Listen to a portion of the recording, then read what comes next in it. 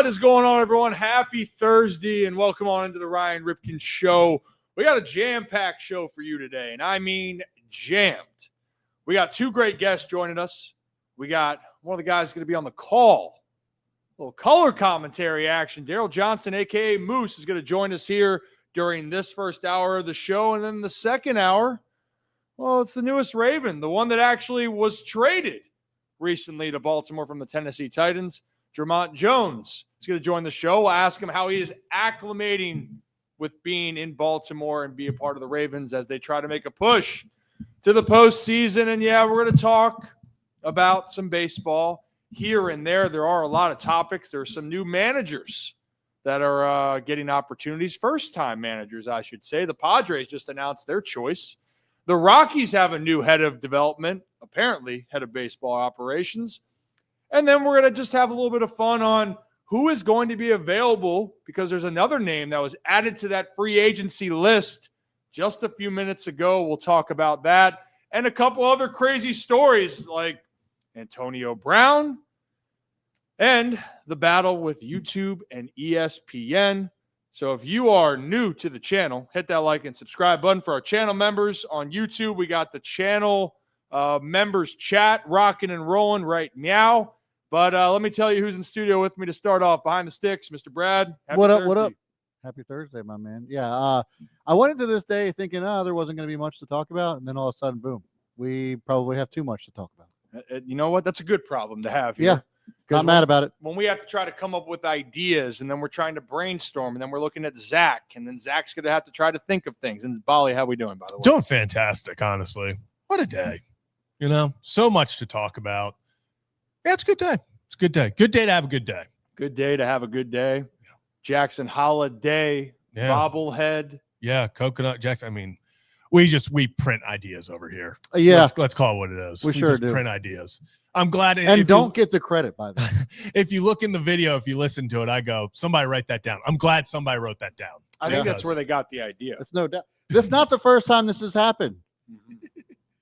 Not the first time. So what happens when you come on the show, right? You get a bobblehead of your choosing. Yep. Yes. Yeah. That and also usually you would go on a little bit of a power surge. Yeah, nobody knows this, but the Iron Man was our idea too. Patented by I was gonna say like Ricky Bobby or Ryan Ripken Media Inc. But no, we don't have that in the cards. We got a great show for you guys today. So much to talk about. We're gonna have a lot of fun, but I do want to talk about one thing on a serious note here to start off the show. A lot of you probably, if you've been looking on the news, the NFL, Dallas Cowboys specifically, Marshawn Nealon passed away earlier today, where it seems he took his own life. And there's more reports that are coming out here, and we're not going to get into the graphic side of what could or couldn't have taken place. But the conversation here is about mental awareness and mental health. And you guys know, we've done this before. We've talked about it. Kind of tired of doing it, honestly. Yeah, well, and because but the thing, we're not tired of talking about it. We're sad to hear that people That's feel what I mean. that they don't have the option. Just feels like Groundhog Day when we're talking about this. Well, and for a lot of people at that age, in your young 20s, life's hard, man.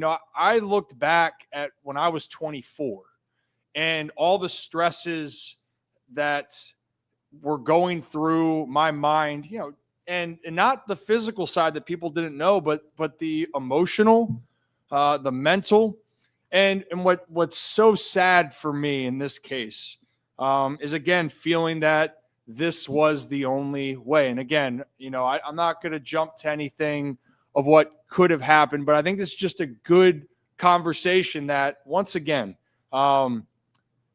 be kind to those around you. If you can spark a conversation with someone and be nice to someone, that can be a helping hand. And don't be afraid to speak up. I think there's always this persona that you got to sit there and you got to harden up and don't express how you feel. Mm-hmm. And always the ones sometimes that seem so happy-go-lucky are the ones that are holding on to some unbelievable pain. And I just urge people, go ask for help. Reach out to a friend. Be there for somebody. And also, a compliment can go a long way too. You never know how you can impact someone's day, but just know there is another way. And there are people here. And I encourage you, even for all of our members in our community, if you have an issue, please let us know. And for everyone else out there, be good to others and ultimately be good to yourself. And, thoughts and prayers with Marshawn Nealon and his family. Can only imagine. And you're right, Brad. It's sad to hear these types of storylines, especially after Marshawn Nealon just came off of a touchdown on the Monday night game on the block kick. And everyone thinks you're playing in the NFL and everything's fine. It's not how it is. And that's okay if you're not fine. But the bigger thing here is to make sure you go out and know that you have somebody else out there that can help you through some tough times. So that's all I have to say with that. Appreciate you guys. Be good. Be good. It's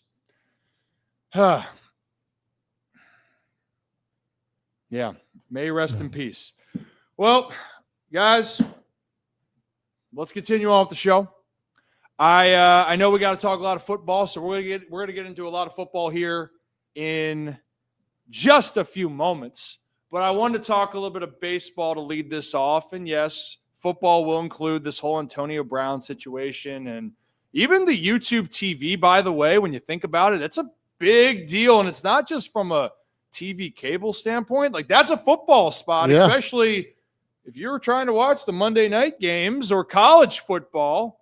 It's a huge part of it. But let's start with baseball. And guys, it finally happened for me. It finally happened. It took almost 5 months whenever these became available. But your boy got himself the Derry Bond shirt. It's just so yellow. It is so yellow. So yellow. Just take the whole jacket off. Give the whole ensemble there. So yellow. You want me to take it off? Take it off. Take it off. So, as you guys know, one of my best friends, Derry Bonds himself, Gavin Sheets, good kid. He's back. Season's over. Had a hell of a year he did with the Chicago White Sox. No, I'm sorry. San Diego Padres. Yeah. The White Sox could have kept him, by the way. Just throwing that out there. But in San Diego, it was a great year for him, and Derry Bonds was born. And I said, dude, I need this shirt. And he said, yeah, I got you. And the months went by. And what do you know? No shirt. But then today, on November 6th, the debut of the Derry Bond shirt. And I got to tell you guys, I love it. It's great. There's one in white. Our buddy Matt, he got the one in white. I can see why the white probably goes a little bit better. But if I want to be peacocking, I wear this puppy. Yeah. What do you think, Zach? It's so yellow. I mean, I keep saying it's so it's just bright and yellow. It's just blinding. It is literally as yellow as that deep eddy. And that's supposed to be orange, but that's a different thing. There's a lot of light on it. It's pretty close. That is, and this is supposed to be. Yeah, that's a little more orange for sure. Yeah, it looks vibrant. not in the light. It looks a lot more orange. Well, it is. The pineapples are behind you, Zach. Yeah. Vibrant. But you know what? Okay. Hey, Derry Bonds, Padres, I'll wear this shirt proudly. How did that even originate, by the way? I think it was on social media. I saw some people that were like, oh my God, that's Derry Bonds. Something along those lines. And then someone made a shirt. And if Gavin does nothing else in his career, which I am going to bet again, I'm going to bet that he's going to have a lot more success, especially if he continues on with the San Diego Padres here, because it was a great fit. But he left the San Diego and baseball community with this legendary shirt. He was on such a tear early on that's how the shirt came about. It was like death taxes, and Gavin was hitting a bomb. It felt like he was locked in. Still not built for speed, but you don't need to be built for speed when you can have the ball reach the right field seats. So I love it. It's a great shirt. I apologize. Whoever's made this shirt, if you have more of these that you want to give out, I'll take all of them. And we'll just sell Derry Bond shirts here at the Ryan Ripken Show. We care about our friends. Good kid, friend of the show, friend of the program. I think I'm reading that Joe Musgrove is the one who gave it to him. That's amazing. Yeah. And they are. I mean, they are teammates. They are friends. Mhm. You know. But it took me 5-6 months after. I was a little bit hurt. You know. All I want to do is support my guys. You know, like another guy. I want Dean Kramer to get a shirt. Dean, I'll work on it, buddy. My people will talk to your people that will talk to the Orioles people, and we'll make it happen. Jackson Holiday bobblehead happened with Coconut, by the way. That's great. That's April 11th that is happening, Zach? Yes. Nice. That's beautiful. Yeah, I guess just reading into some things. During a May 2025 MLB Network interview with Gavin Sheets, Padres pitcher Joe Musgrove delivered a carton of milk to Sheets and declared, "That's Dairy Bonds, milk it." And then I guess it stuck from there. So just so I can clarify that ending, that's Dairy Bonds. So is it supposed to be like book it, but it's milk it? I don't know. I'm going to try to figure out the Well, there is this. He's going to have to come on and explain the origins, you know, of how's it feel to be. That's an iconic nickname, being Dairy Bonds. You kidding me? And look at that. Is that 2% milk? No, it's 100% slug. Is actually what it says on the shirt. By the way, it's fantastic. Can I get 2%? 1%? Actually, how about 100% slug? Definitely not that skim shit. No, right? It's 100%. The Padres, though, by the way, guys, they got a new manager out there. And it's kind of been the offseason of new managers for the most part. Yeah. You know, you now have Craig Stammen, who is going to be the new manager of the Padres. Hey, he had already been in-house, been a part of the organization and with that ball club. So there's familiarity, but he was literally doing the interviews. So he was when they started their search, he was one of the people that was interviewing these guys for the position. And I guess halfway through was just like, I'll toss my hat in the ring. And that's just what I keep thinking. I was like, how bad were these interviews that Craig Stammen was like, I gotta take this over myself. I gotta put my hat in the ring because I'm not liking what anyone's saying. Well, yeah, the developments, what I found fascinating, or I think it's a good point to at least acknowledge, right, is not every team is going to go after that veteran that maybe you grew up and that you love because you think they're going to take the next step. The game is evolving, and so far this offseason, we have seen some first-time managers, so Stemmen being one, Tony Vitello out there for the Giants being two, Greg Albernaz in Baltimore being three. You know, and I'm trying to go through the rest of the list. There's a couple other spots available. The Nationals, why am I blanking on his name? I just was looking it up I was just talking about it for the longest time here. Blake Butera, youngest manager in Major League Baseball right now, who I believe is just a year older than me. I think he's 33. Yes. I'm 32. He's 33. So, like, look, we're all seeing this wave. I think the only one so far, Skip Schumacher, is the only quote-unquote veteran manager that's been hired. Yeah, I was going to say, and he's young. Yeah. And it's his second stint. He's 45. I mean, yeah. Yeah. How about that? I mean, so there's a lot of great moments here to see where the game's evolving to. And, you know, we're going to find out if these are the right fit, because also with these young managers, how do you control a locker room? I think that's the biggest part is, can you control a locker room? Can you connect with the players? And can you feel like there's a way that you can lead? And we've seen in the NFL, like Sean McVay is a great example of, was a young head coach, still is, but he commanded that locker room, great leadership qualities, and we will continue to see what happens over there. I think the only one that went more of a veteran or at least an older feeling was the Braves. Twins. And Derek Shelton. Well, yes, but still had been a manager last year. Oh, yes. Okay. I get what you mean. I was thinking just young guys, but yeah, no, he had. How old is Paul DePodesta? Is that how you say that? Yeah, he's got to be. Well, apparently Jonah Hill. Yeah, Jonah Hill. The guy that Jonah Hill played in Moneyball was just hired. Coming from the Cleveland Browns to the Colorado Rockies, is there a more parallel move across a sport than going from the Browns to the Rockies. It's like a lateral move. You go back to baseball. You know what? Maybe he just wants the challenge. He's like, there's going to be a Moneyball too. There's going to be a Moneyball too. Didn't know this. He was just hired as the head of baseball operations for the Colorado Rockies. And that's there's been a lot of discourse over that because the Rockies, are kind of in that woof. They've struggled. That's an understatement. But beautiful ballpark.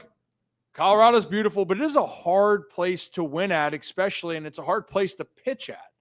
But a lot of executives, if you're up to a challenge, it's considered one of the best challenges because how can you build up an infrastructure there and also be able to attract players to come and play in Colorado? So I'm very curious to see how that plays out. But hey, they sell tickets in Colorado. They do. Literally. That's what I'm saying. Like they might be a losing team right now, but people still show up to those games. You know what? And they do for the atmosphere, the feeling. The cheap beer. The cheap beer. And Denver's gorgeous, by the way. Like it is.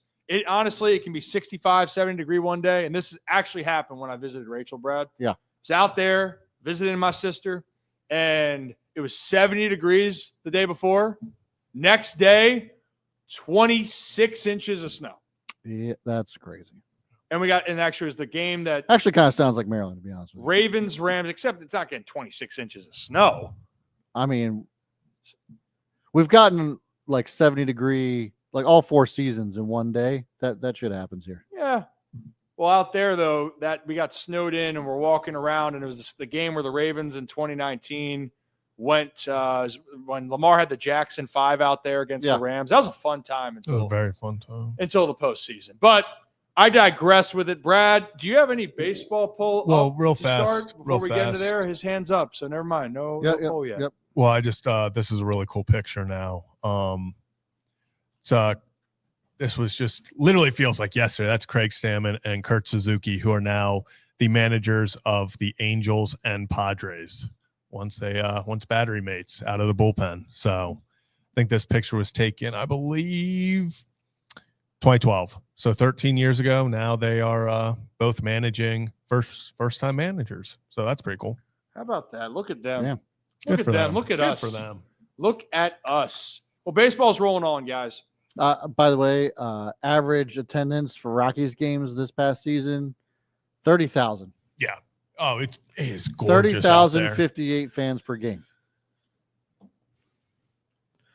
Total home attendance of 2,400,000 across 81 games. That's impressive good. For a 44 and 118 season. You go for the ambiance. I'm just saying. Yeah. That's still crazy. Imagine if they won 55 games. Yeah. Maybe 60. Heck, they win 90. Sold out. I'd love to talk to Clint Hurdle and Matt Holliday about that year back in 2007 when they went on that bender of a run to the World Series. That place was rocking. Oh yeah, great spot, and it actually is beautiful overall. And you're curious. So the Rockies going to be probably big spenders this offseason? No, probably not. But there are some other teams that probably will, and we wanted to keep you updated here on some other developments of who could be available. Brad, do you have a poll up now? I don't. I was going to wait with our guest coming in 8 minutes. I was going to wait. Yeah, we can wait it out. But I do have, and this will kind of segue into the guest that's coming up. I do have a fill in the blank question over at Ryan Ripken Show on X, and that is, Rip, the chances of Lamar Jackson winning an MVP this year are. So if you guys want to participate, you want to go respond to that, go to at Ryan Ripken Show on X. But what are your thoughts on this? Lamar Jackson's chances of winning an MVP this season are. It's interesting. The Ravens, the team that the season was over week 5. And now they're 3-5. And now they're 3-5. And Lamar Jackson came back and threw 4 touchdown passes. And Lamar Jackson now and the Ravens could move within one win of 500.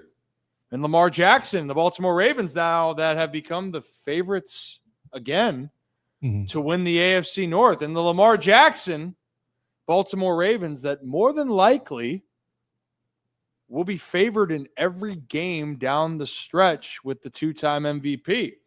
So Ravens run the table.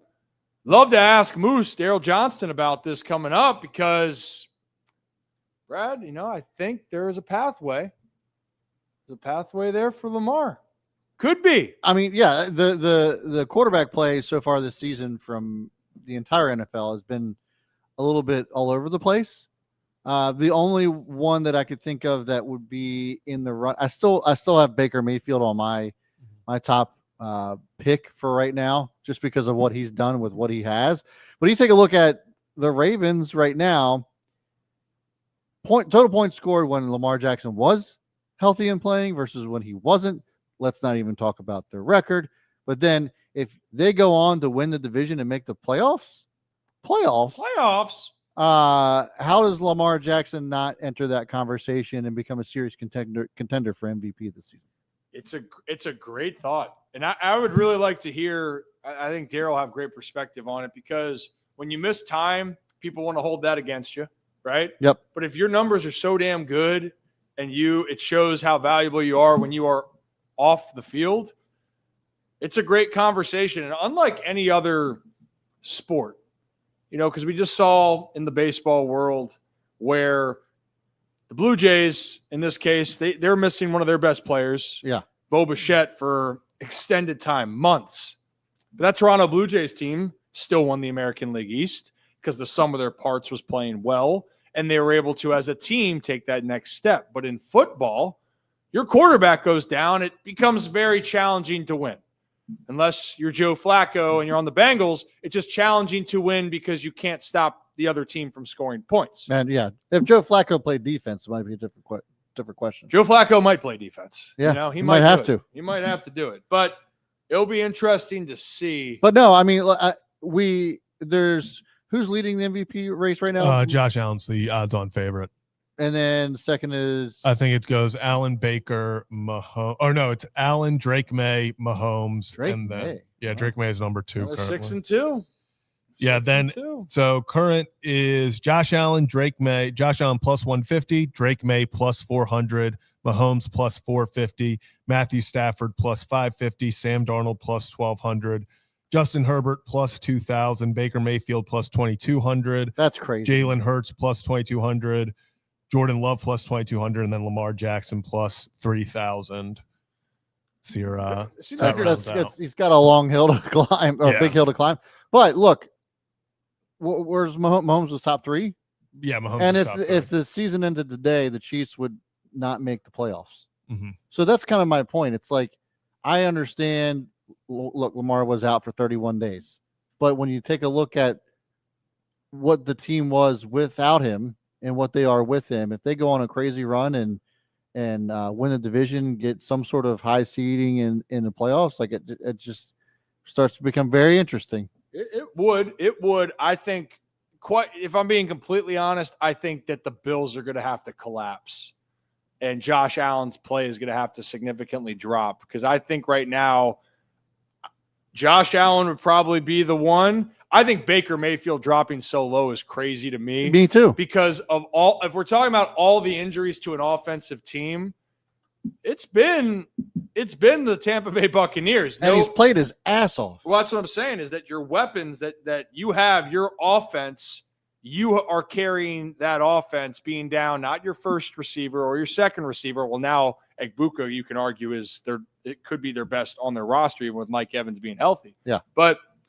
they won despite their injuries, and Baker Mayfield was the key reason. Baker's off that team, they're probably not winning any of those games. So be interesting to see how it plays out. Well, and isn't it that Lamar Jackson has more touchdown passes than Josh Allen, and he was out for a month? It was going into that Chiefs game. It was. But we've also found out, right, if the team continues to play well and Josh plays a full slate of games this year. No, that's actually so. Josh Allen has 13 passing touchdowns and Lamar Jackson has 14 passing touchdowns. I hear you. And that's with Lamar Jackson being out for a month. I hear you.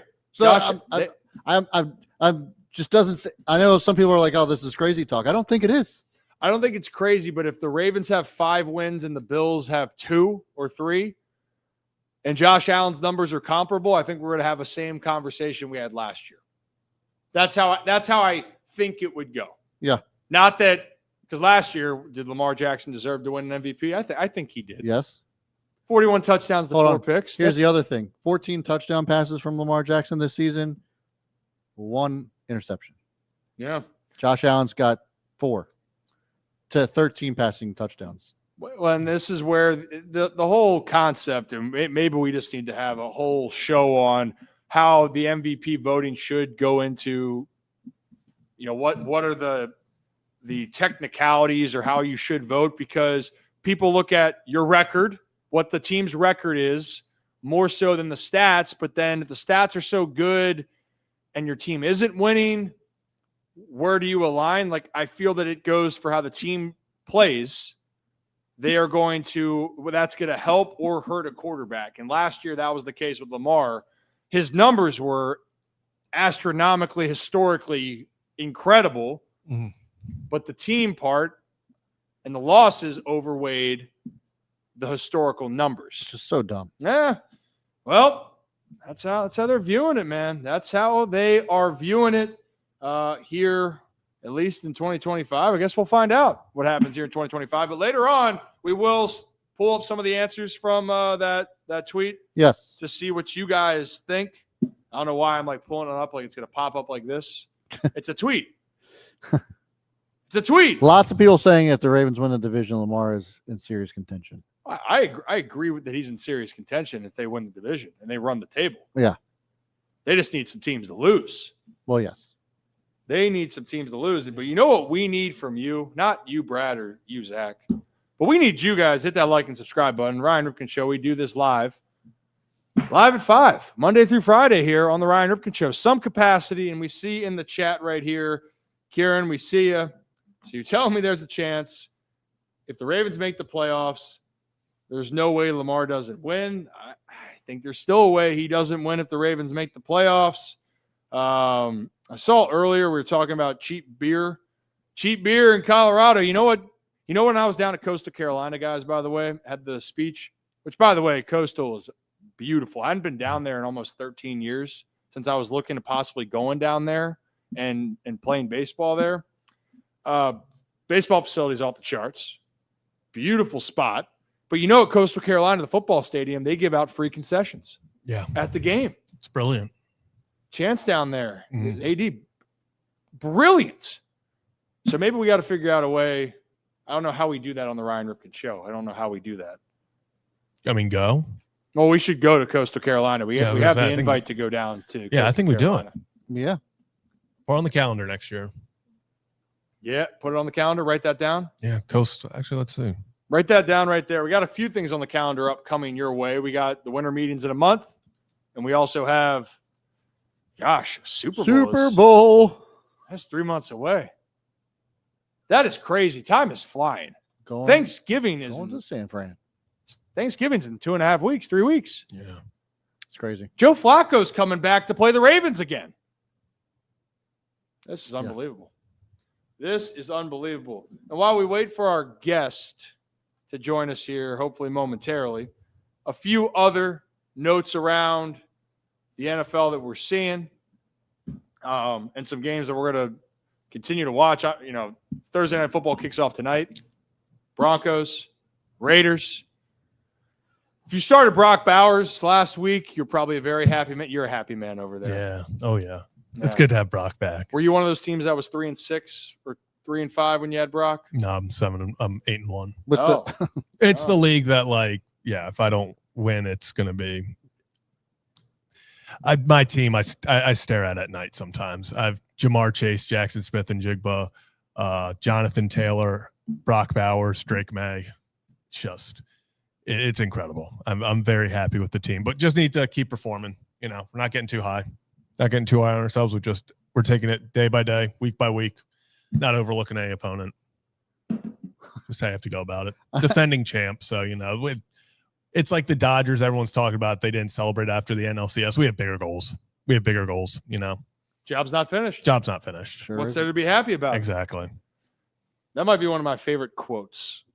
It's right there. What's there to be happy about? Job not finished. You know, nothing to smile at. You're up 2-0. Yeah. So Oh, and just so I see people asking how it's a keeper league. So I've been in this league. We get to keep 3 guys every year. I've had Jamar Chase his whole career. Obviously, Brock Bowers his whole career. Damn. Yeah. I actually you said drafted 3 years you get to keep. No, so we get 3 players that you get to keep, and everyone else is. And actually, I picked Jackson Smith and Jigba this season in my first round. He lasted till pick 10.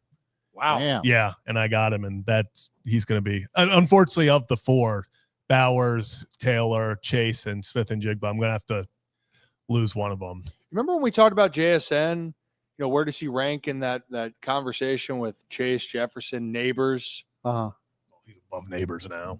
He was always above Neighbors. Well, Neighbors, last that's year. not fair. This Neighbors this is year. Oh, well, out. this year, yes. He's but out. like That's not fair. No, but my thing was last year, you were taking Neighbors over JSN. 1,000%. yes. I don't know about that, Jim. Did you see what he was doing with? Yeah, are the you giant insane? Tommy Daniel- DeVito was his quarterback, Correct. and he was still putting up. No, I'm not Yeah. gonna. No. Out your tree. By the way, while we're waiting on our guest, speaking of the Minnesota Vikings, did you see the story about Haley Khalil? No. Apparently, she went on Twitch talking about how she got divorced from former Minnesota Vikings offensive lineman Matt Khalil. Oh yeah, we can. Did you catch why? Yeah, Why? well, you know what? Let's wait on that for just one moment here. Yes, I did see why. That What do you- hold on, because I think our guest might be behind stage here. That's why I'm Is trying to. He might be. I don't I'm see him. trying to figure that out here. Well, yes, it was an interesting reason of why you get divorced, though, is where you're going with this. Yes. It wasn't because of financial reasons. Nope. Which is the number one reason people get divorced, by the way. It was a personal. Which I don't understand either. I have questions. I have questions too. Hold on. I have questions actually for the ladies that are watching the show. Well, hold that thought for one moment while I try to get this figured out. Um, Josh should put it in a poll. You want me to put it in a poll? Gosh, that is some serious rip after dark take right there. Oh goodness gracious! See, Kieran knows that's an after dark one. We can't That's not- spoil that. That's not an after. It is. It's national news. Oh, They're no, literally talking I'm about not it saying everywhere. It's not national news. Just resent the link.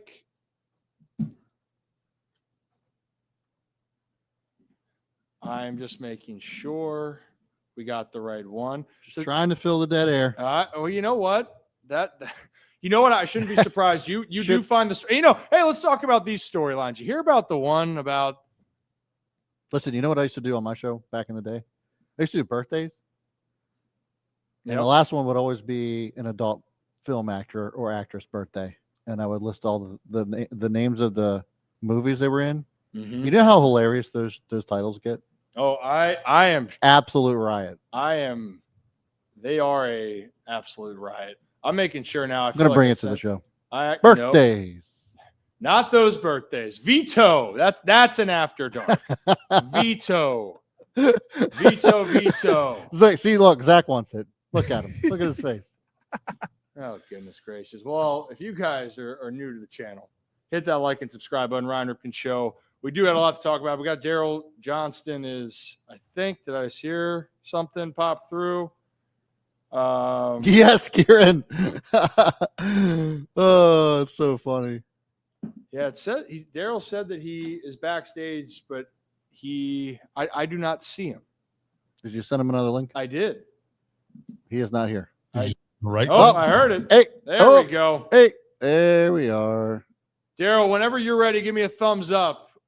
All right, he's ready. Okay, so I'm the problem. I do usually Always send the wrong. yep. I am the problem. Not But surprising. yeah, I know. But you know what? We talked a little bit of ball. But why not talk to someone that's going to be boots on the ground? I think he knows a lot more football. I know. and he's going to be able to call a great game on Sunday, Vikings Ravens. Let's bring on Daryl Johnston, aka Moose. Hey, Daryl, I appreciate it. I'm sorry about that. Were you just on a different link? Was there no one home on the other side? No, I got to the same page, but the picture in the bottom left corner had I could see it, but it had kind of like a cloudy look to it. But everything else was the same. So yeah, the new link let me right in. Okay, perfect. Well, I apologize for the delay. Hey, I can't. I struggle with technology more than anybody out there. So no apology. Oh, you haven't met Ryan yet. Yeah, you haven't. I'm supposed to be the one in this generation that this is supposed to be second nature. But when Brad is not behind here making sure that everything's running properly, things get really out of hand here very quickly. But not today because he's here, and I'm really thankful you can join us. You got a very interesting game that's coming up here in Minnesota all of a sudden. There's a young quarterback that's finally back healthy, and then there's a MVP that is healthy that's surging. So first things first, what kind of jumps off to you going into this game as the Vikings and Ravens for both reasons? This is a huge game that can really ascend them for the rest of their season. Yeah, I think the biggest thing is the Ravens with their tough start, going 1-5 with all the injuries, especially to Lamar Jackson. Just the way that they've managed that, the 2 wins in 5 days. So now, we talked to the Ravens today, and when John Harbaugh came on, I said, "Boy, you're real excited." You went from 4 games under 500 to 2 games under 500. That's just kind of the way the season is for you right now. And he said, "Yeah, it's been hard on us with all the injuries." And I think that's one of the big things. We always say injuries are a part of the game of football, but there's certain seasons or certain stretches during the course of the season where the injury numbers just are really, really challenging to deal with. And that's where Baltimore's been to start the season. And then you put on top of that, their games were against the Bills, against the Lions, against the Chiefs. It was murderer's row to start the season. It will get easier for him as the season progresses. But having Lamar back, is just a huge thing for the Baltimore Ravens. And even John said himself, he goes, "Listen, you don't have to play a perfect game." For a while there, we had to play the perfect game. We just had so many guys out that our margin for error was absolutely zero. And with Lamar back, now we don't have to be perfect again. So everybody relaxes a little bit. And you don't have that pressure on you. And I think the same thing is true for Minnesota, kind of getting J.J. McCarthy back and that energy. The numbers are not spectacular. You look at what he's done, in his 3 starts this season, and there's nothing that really jumps off the floor, when you're looking at it. So, there's those intangibles that J.J. has, but he's going to have to take that next step. He's going to have to get that completion percentage up. He's going to have to make more than just a throw at the critical time. There's got to be some consistency and some rhythm to that offense. There were 3 touchdown drives last weekend in Detroit, but they were 35 yards, 36 yards, and 26 yards. So, you're not going to get that short field on a regular basis like that every week. So at some point, he's going to have to be able to drive this offense, 75 yards, 80 yards, 85 yards down the field for a touchdown. Yeah, it's going to be extending longer drives, and especially when you got to go 50, 60, 70, 80 yards, that'll be a good challenge for him. On the defensive side, though, especially going against the Ravens defense, which earlier on, Daryl, they had some issues stopping a nosebleed, to say it lightly. And again, they went against good teams, right? Buffalo, Detroit, Kansas City, offenses that when they're running, they are firing on all cylinders. But the Ravens now for 3 straight weeks have allowed 17 points or less. The Rams, the Bears, and the Dolphins. And in each game, there were some issues that they had. But could you maybe talk and assess, one, the confidence a team gets when you are having better results? And then 2, do you think that this Ravens defense is starting to round into a unit that can be dependable here down this stretch run as they try to make up some ground, not only in the AFC North, but even just the postseason berth? I think it's going to be interesting to see. I think there's a strong possibility, and you need a little bit of help when you start out 1-5, and the AFC North is the division that's helping them do that. So I think their playoff hopes are still alive. But like we said, there is no margin for error at 1-5 the rest of the way. The trade for Alohi Gilman, Everybody's been talking about that. And I think it was a win-win for both sides.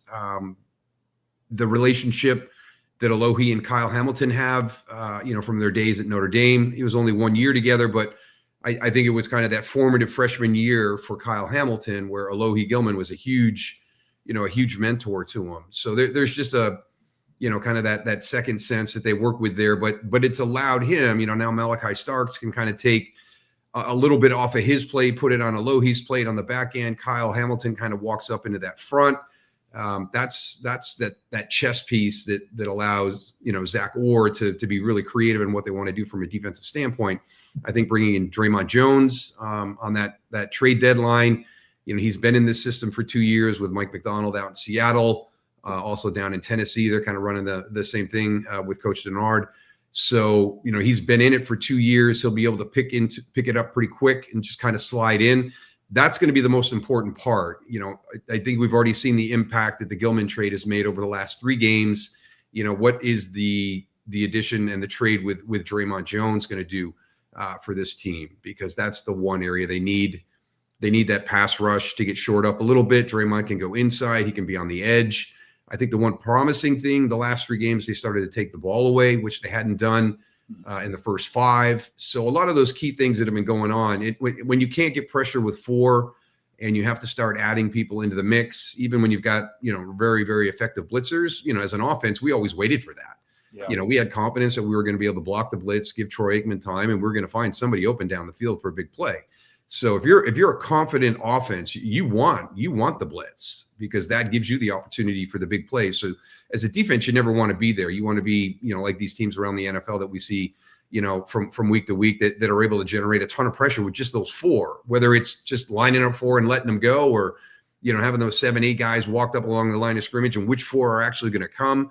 And that kind of messes up your chemistry with the offensive line and your pass protection. So there's a lot of opportunity for this defense to really kind of make a statement, as the season progresses and potentially playing your best football of the season going towards the playoffs, which is what you always want to do. No doubt. You want to build up and you want to try to peak at the right point. And my background, I come from a baseball family and talk about the postseason where it's not always saying the best team wins, which I would say the Dodgers might have been the best team as far as talent-wise this year, but usually it's the team that gets hot at the right time. And I think football, for the most part, a team that plays better can go on a run when they feel that they're at the end of the season and they started to figure it out. But you mentioned Kyle Hamilton, and there's no secret that he's the chess piece. He's versatile. When you've watched all of the games throughout the NFL, as far as an impact player, what category do you put Kyle Hamilton when you see the other greats? Because in Baltimore here, people understand there's been some great players over the years that have come off of the Ravens rosters that have gone on to Canton and been Hall of Famers. And people think Kyle Hamilton can be on that trajectory. Do you put him in the category in the NFL right now as being one of the elite playmaking defensive players in the game? Yeah, I think the uniqueness is, just his ability to play, deep half, to jump into the slot in coverage, to be down in the box in the big nickel, matched up with a tight end, playing a Sam linebacker style position. I just think he's very unique because of his size. When I look at guys around the league that I've had so far this year, a Budda Baker, a Jalen Petrie in Houston, there's some really good nickelbacks that are kind of that same thing, but maybe not as unique with their flexibility as Kyle is, just because of the unique size that he has. Jalen and Budda are a little bit on the smaller side, but they're outstanding nickel players. And they're 2 guys that you really don't have. You can go out with the nickel defense, and if the offense wants to come out and try to threaten you with bigs, you can stand toe-to-toe with them. Even though they're undersized guys, they're very physical, very good tacklers. But I think Kyle is just extremely unique with his size. And I think it's too early to start talking about, a gold jacket or, some of the guys that the Ravens have seen, Ed Reed at that position. But he is definitely trending that way. And he's very serious. It was the first time I'd had an opportunity to visit with him. And, I was always that person. This would be a little bit early for me to have the game face on. I probably started to slide into that Saturday morning on a Sunday game. My wife would always go out. If I was going to be home on Saturdays during a home game, because I was not the best person to be around at that time. And it looked like Kyle was already kind of sliding into that game face mode here on Thursday. So he's very serious, very mature. And I think the sky's the limit for him. And I think sometimes it's all about, who you landed with, who is your team. I don't know if there's anybody better than the Baltimore Ravens organization at identifying guys, especially in that first round. I mean, the first round is 50-50, which is really kind of mind-blowing when you think about it. When you look at the numbers and really getting that key player, and you look at what the Baltimore Ravens have always been able to do in the first round. I mean, they're outstanding. Some people will say that people fall to them when they're late in the first round. I don't buy that. Todd Heap, Ray Lewis, the guys they get down towards the end of the first rounds. But I think Kyle was 14, so he's right there in the middle. So that's more of somebody that they identified. And this guy's really going to fit what we do here in Baltimore. And he's the kind of guy that we think would be great for the locker room. So I'm excited to see how his career pans out as a Raven. Well, we are too here. Especially, you're right. It's been a fun process and experience if you've been a Ravens fan. And that's why people expect so much from this organization. For decades, they have been a team that has really been one of the perennial contenders since they came to Baltimore. And they've done a pretty good job, and they have a style, play like a Raven. Usually it was playing tough defense. Maybe they'll punch you in the mouth running the football. They got some big boys up front. Pat Ricard is definitely one of those guys. It feels like they've always have a fullback, which I know you would appreciate. And wait, so you're saying you weren't that fun to be around before game days? Oh, no. About 36 hours out, and you don't even realize it's happening. There's kind of a little bit of for me, there was a little bit of a transformation. I was not the most pleasant person to be around. So did you have to psych yourself in for each game? Is that what it was? I don't think so. I just think that you mentally started to get your mind in a space where you were ready to do what you had to do. I mean, it was going to be a long physical afternoon, and you had to have the proper mindset. I've always said, the fullback position, is there a lot of technique? I figured some things out along the way to help me, but it's more of a mentality than it is technique. I mean, you're just running into each other all day long, and who's going to break whose spirit first. So you got to get yourself into the right place mentally to be able to go through that for 3 hours. Especially the position you're playing, you're hitting somebody. Yeah. I always tease Emmett with that. I said, your job is to avoid contact, and my job is to initiate contact. So don't talk to me about me being a little bit sore on Wednesdays and Thursdays, because that's just the nature of my position. And the reason that I am sore is the same reason that you are not sore. Hey, if you're doing your job well, he's feeling great. Absolutely. Monday morning, and you're the one that's get your treatment and get back out there and then do it all over again. I'm 6'5". I'm a lanky guy. I don't think I was built to be a football player. Zach's shaking his head at me in the studio here. But I appreciate what you've been able to do. To close this out before we let you go, you mentioned about hitting on first-round picks, usually higher up, you feel better. Brad, we had this poll out earlier because the Ravens, they're the last pick in the first round back in 2018. It's a guy named Lamar Jackson. And Brad put up a poll earlier about, could Lamar get back into this MVP conversation? Yeah, I had mentioned, I fill in the blank kind of question of Lamar Jackson's chances of getting an MVP this season are, and I made a couple of arguments as to why I felt that way. I mean, you look at Josh Allen, who's leading the odds on becoming a MVP this season once again. He's got 13 passing touchdowns and 4 interceptions. Lamar Jackson's had a month off, has 14 passing touchdowns, 1 interception. And all the metrics are better than Josh Allen's are right now. Now, I know obviously Josh Allen has the win column right now, but Patrick Mahomes, if the season ended today, the Chiefs wouldn't make the playoffs either. So I just think that it could get really interesting if the Ravens start 1-5, go on to get into the playoffs, and it's all on the back of Lamar Jackson. Yeah, it's interesting. Nobody's really run away with it. I think that the last few seasons we've had a handful of guys, 2 or 3 guys there at the top, and you knew it was going to come down to those three.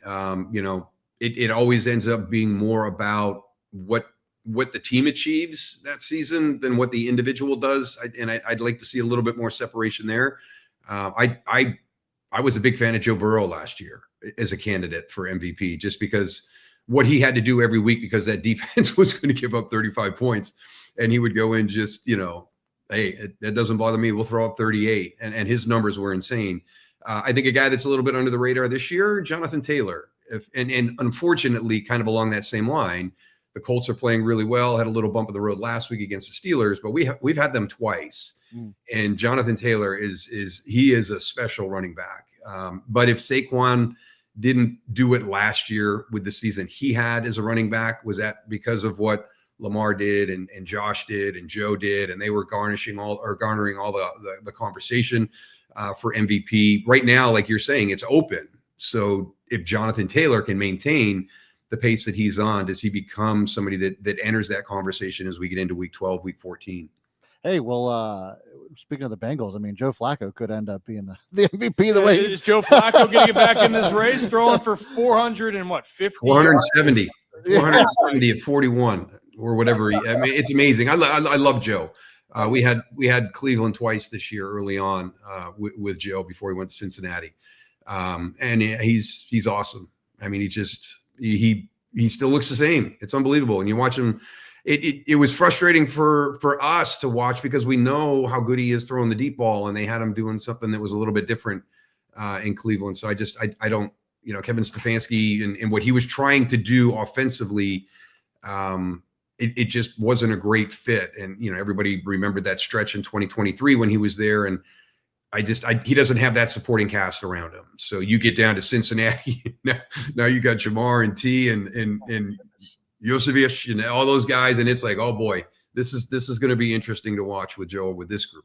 Really makes you wonder what it would be like if he had those types of weapons when he was younger. Yeah, and in Baltimore, what could have been. I mean, hey, you know what? He got that Super Bowl. That postseason run here was amazing. Something we always will remember. Oh yeah, and I think if it holds up, Joe Flacco, we'll see him on Thanksgiving here in Baltimore when the Bengals play the Ravens. Last thing before I let you go, and everyone can see you on the call on Sunday, Vikings, Ravens. I got to ask you, since you were saying a fullback and you're getting popped or you got to hit somebody, did someone ever get you pretty good when you were going there? Do you remember any of those moments when you played? Yeah. I mean, if you haven't gotten one, then you haven't played long enough. I give everybody my top three just hits. But the guy that was really challenging for me to go against was Eric Hill in Arizona, because we were a very basic running attack against the Cardinals every year for whatever reason. It was just a lot of leads into Eric, and Eric was Ray Lewis before there was Ray Lewis. He was 6'3", 255. He could run. He didn't come off the field. He was a 3-down linebacker. He was physical. I never understood why he didn't get more attention, because for me, blocking him, through the entire course of the game was always a long day at the office. And that's just, going against that inside linebacker. And there's Seth Joyner, I had a good Carl Banks and Lawrence Taylor, for crying out loud, early in my career, that was always fun. So there's been a number of guys that you've gone against that were tough, but when you just talk about that big hit, Chuck Cecil, they're all DBs, right? They catch you in a vulnerable position. Marcus Paul, who was my co-captain at Syracuse University, he got me in spring football. So one of my best friends, and Marcus left us, far too early. One of the greatest guys you'll ever meet, but we were good friends and co-captains. And boy, did he catch me in spring football one time. But the one that got me, worse than anybody else, and everybody will know this one, Ronnie Lott. Ronnie Lott got me coming through and stood up at the line of scrimmage, and I could see him coming, and I was trying to get on the ground. I am not going to lie to you. I was trying to get to the ground, and Ronnie lit me up. And well, then it became. I mean, my circuit board shut down. You come to, and I got a guy standing over me, and he's like, "You got to get up." And I'm like, "Oh my gosh, my shoulder! I think I separated my shoulder." And he's like, "You got to get up." And I'm like, "Did you just hear what I said?" He goes, "Ronnie's still down. You have to beat him to your feet." And it was like that scene from Rocky, you know, the two of us trying to get up before the other one got up. And but yeah, that was a tough hit. That was a tough hit. Man, I could hear these stories forever. I love hearing back on the fun moments and maybe the moments that weren't so fun in the moment, Daryl. But yeah, if you go back and look at it, it's kind of funny because I think the game was on Halloween Day, and I was on the sideline getting like my neck kind of, you know, the hot balm put on and trying to loosen everything up. And I had my head like really far forward, and I wore a collar so you couldn't see anything. So John Madden was doing the game, and he said, it looks like they're trying to find Daryl's head inside of his shoulder pads to pull back up. So that was great John Madden. Unbelievable. That's iconic. Well, Daryl, I appreciate you taking a little bit of time with us. In the future, I might just have to have you come on and talk about some of these stories. I mentioned for the baseball side, I have a lot of minor league stories and from some of the greats going through in the 90s and 80s and early 2000s where I still scratch my head, not in disbelief, but man, the stories that a lot of people have, it's always fun to hear. Besides you calling the game, is there anywhere else that people can find you or anything you have going on? No, I'm pretty low key. So for me, I appreciate you making that offer. You know, one of the things that I actually do this time of year, we do a radio show here in Dallas, and we're getting ready to kick off a campaign. I met a girl probably about 10 years ago now, Sadie Keller, and Sadie Keller had cancer, and she was able to get treatments in the Right to Try movement, and she was able to beat her cancer.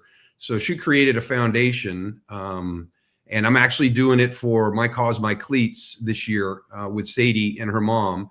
And it's to make sure that all the kids in the hospital over the Christmas holiday have an opportunity to get a present from Santa Claus.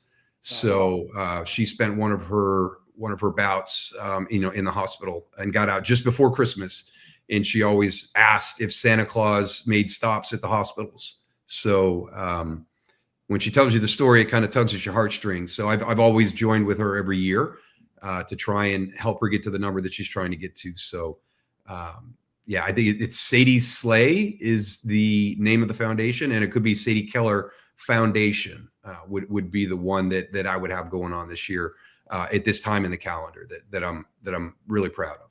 Amazing. And I might follow up with you on all of that, but that's making me smile thinking about that. Yeah. She's an awesome gal. She's outstanding. I mean, you see her speak publicly when she was 10 years old, 11 years old. And it's amazing. It's just amazing. You know, the passion that she has to make sure that what she went through, that other kids can, have an easier time as they're fighting that battle. And we just put up the, is that the right, the link right there? Yes. I think we have it right here. Sadie Keller Foundation. Yeah. That's about right. Mm-hmm. So, amazing. We're going to continue to promote that out. That's an awesome story. And this time of year, and one of my favorite phrases is, people helping people and giving back. And I love hearing stories like that. So, well, Daryl, get some rest, get your game face on Saturday, and look forward to hearing you on the call on Sunday, and look forward to talking to you in the future. Sounds good, Ryan. Thanks so much. Thank you, Daryl Johnston, everybody. Hey. I love wrapping that all in, especially we're getting around the holiday time here, and we're going to have some opportunities here in the region, help back during Thanksgiving, going into Christmas. So I love hearing stories like that. And also, it's always perspective, right? There's a lot of things going on. As much as we want to complain about certain things in our lives, there's other ones that are dealing with more. And I love hearing people that want to continue to make an impact. And right there's the SadieKellerFoundation.org. One more time, we'll keep promoting that. Also, hearing Ronnie Lott ring his bell.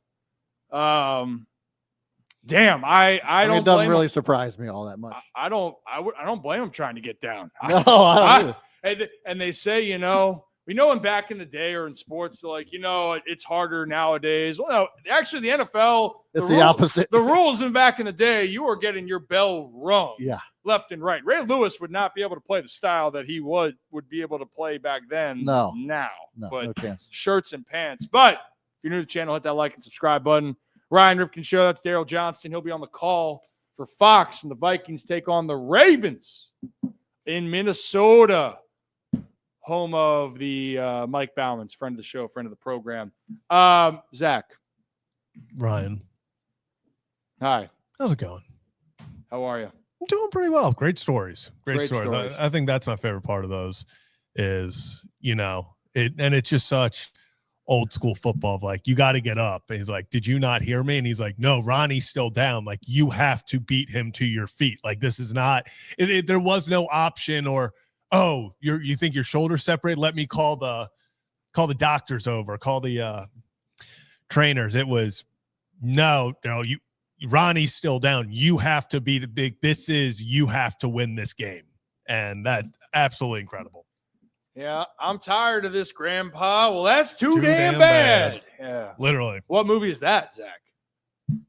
Gosh. You can't. Yeah, You can't quote it and not know it. Yeah, I'm not gonna lie. I almost said Holes, but that's not it. That is it. Is it Holes? Oh, yes. There you go. Hold on. I'm not gonna lie. You know what? Rule number 1 today: trust your gut. Yeah, I was gonna say because I was like, oh, it's definitely Holes, and I was like, wait, I don't think it is Holes, and I was like, no, I don't. Yeah, so it's Holes. Picking up the holes, digging. That actually is that a song was fantastic catchy. movie. That was a great movie. That was a fantastic. I could argue that was Shia LaBeouf. Yeah. Whoa, hey, no. Transformers are definitely better than that. Okay, the first one, Transformers, was iconic. Holes, Shia LaBeouf was great. Yeah. Now, I don't know the rest of all the Transformers. I don't know if I can go with all of the Transformers. Well, no, I'm just saying you said the greatest Shia LaBeouf. It might be. No, it's not. Might be. It's definitely Transformers. And the second Transformers was good too. Yeah. Okay. Yeah, I got you. As it got later in the series, maybe not so much, but the first two were good. You know what a poll needs to be in the future? We need to have which set of movies that had 1 million sequels. Like, which is actually the best of the sequels? Like, well, that's easy. It's the Avengers sequels. If I just keep them out of it, then maybe it's more of a conversation. But it's hands down the Avengers. But I don't even know how to follow all of them. There's a list. You just Google a list. Done it before. Yeah, I was gonna say, but it took 2 months. Fast and Furious has 15 movies, 9, 7. Yeah, the 10? Avengers series has like 30 plus, and they're all in order. Yeah, like there is an order to them. Yes. Yeah. I don't know. I definitely have not seen all of them, but they are the only other, like 007. The James Bond series, like from the 60s all the way up to today. That's pretty iconic. Yeah. Bond. James Bond. Shaken, not stirred. Yeah. Austin Powers.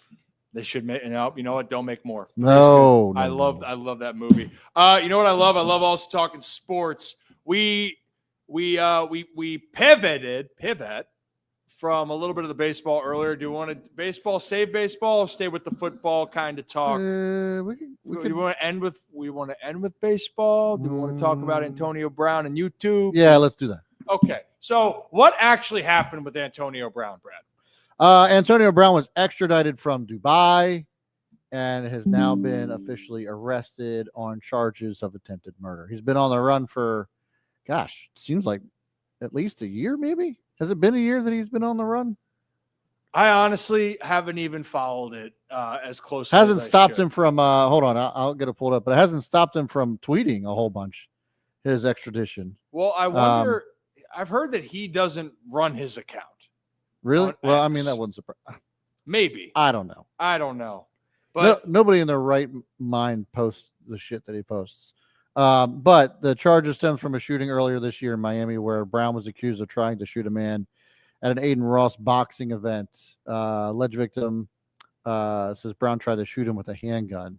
So the police were trying to arrest him, bring him in for questioning, And he was on the run in Dubai, but now they brought him back to face the music. Yeah, it's such a disappointing outcome when you look at where Antonio Brown was. Yeah. Was it 10 years ago? When you look back to the moment the Vontaze Burfict hit, was that 2015? It might have been. But we got knocked out. But it went from this guy is one of the best wide receivers of all time. Yeah. And still can be considered, but people enjoyed. And then it was this really brutal ending in Pittsburgh. But then you go to New England for a blip. Then you end up in Tampa Bay. You help win some games. Yeah. And a bowl, right? And then you quit during the middle of a game up in MetLife Stadium. Right. Like that was it. It's crazy how that's unfolded there. But yeah, unfortunately, not surprised with how 2016. 2016. So almost 10 years ago. Yeah. That is wild to see. Well, I guess we'll continue to see what happens from there. I don't know. I guess we'll wait and see, just kind of like we're also waiting to see what's going to happen here, Brad, with YouTube TV and ESPN for different reasons. This is Zach, do you use YouTube TV? Not here, but I know a lot of people who do. And when I go to Ohio, my girlfriend uses it. So I do use YouTube TV a lot. Okay.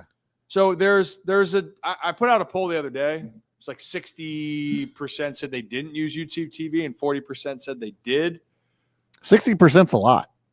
Said they did not use. Okay. Well, I'm even so 40%'s a lot. Yeah. But so I was wondering the main thing of it is how many people then there was viewership counts of how much viewership went down. Yeah. During the time of it. It did make me laugh because a lot of people have been so frustrated, but then J.J. Watt, when he was on the Pat McAfee show, kind of made light of it and kind of made fun of it, and they both went back in that banter, but I think it also resonates with a lot of people that are frustrated with the situation. Yeah. So let's play that clip real quick and we'll react on the other side. I don't have the stuff. I can't watch the ESPN shows. I don't have it. I have something. Oh, no. I don't know what I have. Tell him where to go, AJ. I didn't go to the website that you told me to go to. I never said go to the website, James. Don't you put that on me, James. I didn't. You told me that I had to go to some website. I'm so sorry. I saw you do a PSA, and I didn't go to it. Okay. Once again, not the boys' fault that are doing it. That should have never been an idea. Hey, The suit said it was your idea. I heard that it was you who said, guys, we should crowdsource this amongst all of our talent. Mm-hmm. This is how we should do it. I know social media. Hey, everybody's really mad at us. Can you go tell them? We'll go sign up. Other guy. We were bummed out. We were so bummed when other guy was forced to do it. But when other guy said it, I did it. I went and did it. Go do this now. That's basically what he said. And when he said that, I was almost like, oh, shit, okay. Other guy's talking. I got to go do it. That one got traction. That one had like 2 million views on it. We'll be talking to other guy. It is. So the context here is that ESPN, aka Disney, basically were highly encouraging their talent to go out on X and other social media platforms to encourage YouTube subscribers to this website that networks. Disney owned, to basically complain to YouTube TV to bring back ESPN to their subscription service. And Pat McAfee, who is an employee of Disney, or a partner of Disney, I should say, probably is the more appropriate word, was not subscribing to that, was not going to put out that narrative. And then there you have Pat McAfee and J.J. Watt kind of making, which is interesting because, you know, both of these guys obviously worth stupid amount of money. I mean, J.J. Watt, $300 million over the course of his career in contract money. God knows what else he's gotten. But like, for him to say, I'm not watching this game, I refuse to sign up for another subscription service, it goes beyond money at this point. And it's principle. And it's just like, I don't want to have to sign up for another goddamn thing. It's the principle, Yeah. right? It's not necessarily that can you afford it or not. It's the principle, Zach. If it's saying, you know what, I'm paying for this already, but wait a minute, you two are in a fight, and now you want me to do you another favor besides me paying you already to watch your subscription. But it is, in both of these companies, they got a lot of money. Like, I can resonate when JJ was saying, "Oh, let me go to this website and let me sign in my other username credentials." I mean, Zach, I don't know about you, but I can't remember half of my username credentials. The amount of time that I've had to forget password, like I had to do that earlier today on an app that I forgot that I had signed up because I got, previously you actually have an account. Oh, great. What's the password? Don't know it. Well, I'm going to forget the password. Yeah. Why am I connected to this? I haven't used this. ESPN, between this and the just unbearable what's it called, solitaire shit going on right now. Well, not only that, but then the split with them and Penn today. Yeah, ESPN is going. They are putting on a masterclass of how can we just take our bad reputation that we've gotten over the past few years of like, we've moved away from. So if you would have told me 20 years ago, okay, be more realistic, 15 years ago, that this is what ESPN, like that was, we're getting no highlights. We're getting no game recap. It's LeBron versus Jordan for 6 hours a day. Then we're going to tell you to do this solitaire app. And then we're going to ask you politely if you can go sign this petition because we don't want to lose money and YouTube TV doesn't want to lose money, but we're fighting. But if you guys could help, like tell them you're on our side. Tell them you're on our side. Like what is happening to ESPN? This is their talent, the talent on the TV. I love the talent that's on there. Like I love who they have to talk about it. Not saying I love every single personality, but it's still ESPN. Like you got great people, and I feel like I don't get to really hear them talk about what I want to talk about. And that's not even beside the point with this. Like Monday Night Football, Joe Buck and Troy Aikman are on the call, but people are not watching it not because of that this whole dispute. It's not because they can't afford it. They just literally don't want to go somewhere else to pay something. It's like, I already like what you're doing. Don't take advantage of my situation. I'm not going to be that desperate. That's what JJ's saying. Like, I don't want to feel that I rely on you. I like you a lot, but I don't like you enough that I'm going to go jump through 3 more hoops to get this done.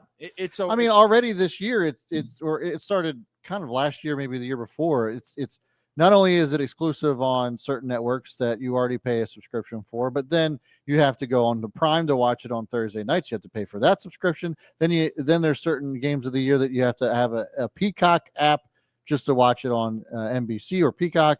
It was exclusive there. And then last year they had it on Netflix exclusively. So like it's just gotten way out of hand, and the people have had enough. Yeah, and I mean I guess like when I go back and look at it, there are personalities on there that are great. But to Zach's point, I feel like it's the same topics that we hear over and over again. Yeah. I'm not sad about not watching Ryan Clark at the moment. And it's awful take. The other part, though, really, it's just that people want to just watch. Why do they love ESPN to start? Sports Center. Yeah. Yep. Watch the games. That was the 2 things. Yeah. And now, like I'll say in the morning, like when Get Up's on, I like listening to people on Get Up, but that's also because you can talk about the sports. But everything else, I don't even know what's on anymore. Now you take away the games. I think I saw some other comments of people saying, well, what's the reason for me to go to this other app? Besides, if I'm desperate to watch this one game, what else are you bringing to me? I mean, I was more in tune with everything going on in all sports back when I was like 13 more than I am now, simply because every morning when you wake up, you would turn on Sports Center, and they would actually cover what was happening across all the leagues. They'd be like, hey, here's top 10. here's this. Okay, we're going to take you through the highlights of every Major League Baseball game from last night, of every NFL game, every NBA game. If something cool happened, you're going to see it. If anything happened, you're going to see it. We're going to give you a recap, and we're not going to put our opinion in it. We're just going to show you the straight facts of this is what happened, this is what happened. Then you had shows after that where it's like, okay, they'll debate. Yeah. That was good. Now it's just the entire thing is Patrick Mahomes the greatest quarterback of all time? It's like it's a Tuesday. We have all this stuff happening. Echo chamber all day long. And the basic, you could turn on after one of the greatest World Series we've ever seen. You turn on ESPN and they're like debating if Zion Williamson has gained weight. And you're like, what? Like, this is what we're doing right now? It's just, we have strayed so far from the plot. Oh, yeah. It's just unbelievable. This is what we need back. Yep. They want to make people this. Yes. I was just about to say, give me the rundown on the side. Yes. I will pay double what ESPN Plus is charging right now if they gave me a network that just does this. If they each time that they had highlights and they showed me what was up next, I would also wait to watch. Yeah. Like, oh, coming up next, commercial. Me too. And you knew it was coming on. So ESPN, the other idea is bring this model back. This right here. And whatever is, Joe, if you're saying ESPN bet is $10.99, I honestly, if they I don't care if it's $1.99. I would pay that right there. If you said this comes back. Yeah. But I think that's a bigger part with this. It's not even about the principle, but also the content that people want. And the biggest thing that I get, it's football. People love football.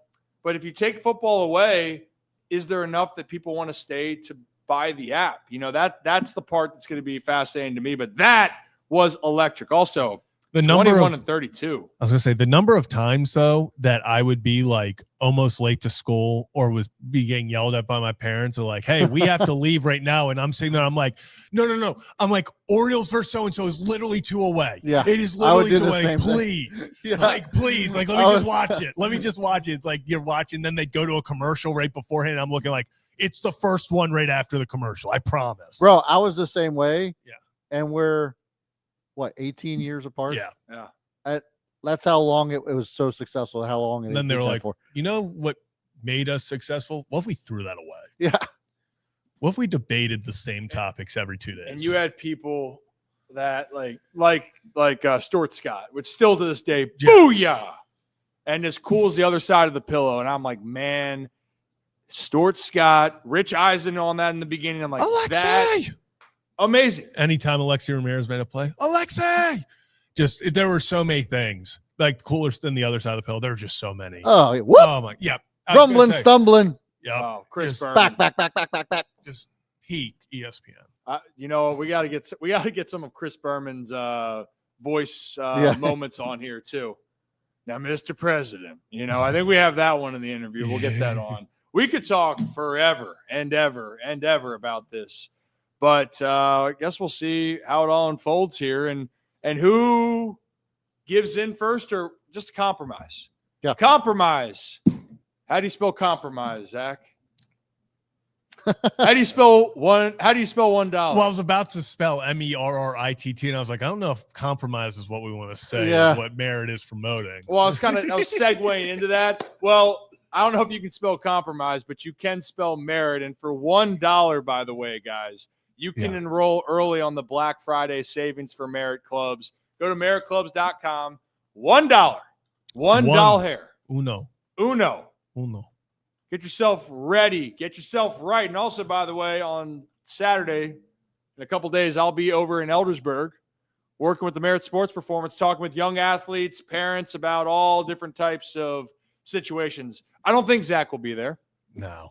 Dolores. You look good, though. Thank you. I try. Yeah, you look like you've been working. You know, according to Rocker, you don't work out. Yeah, well, but he would have the most times checked into Merit, you know.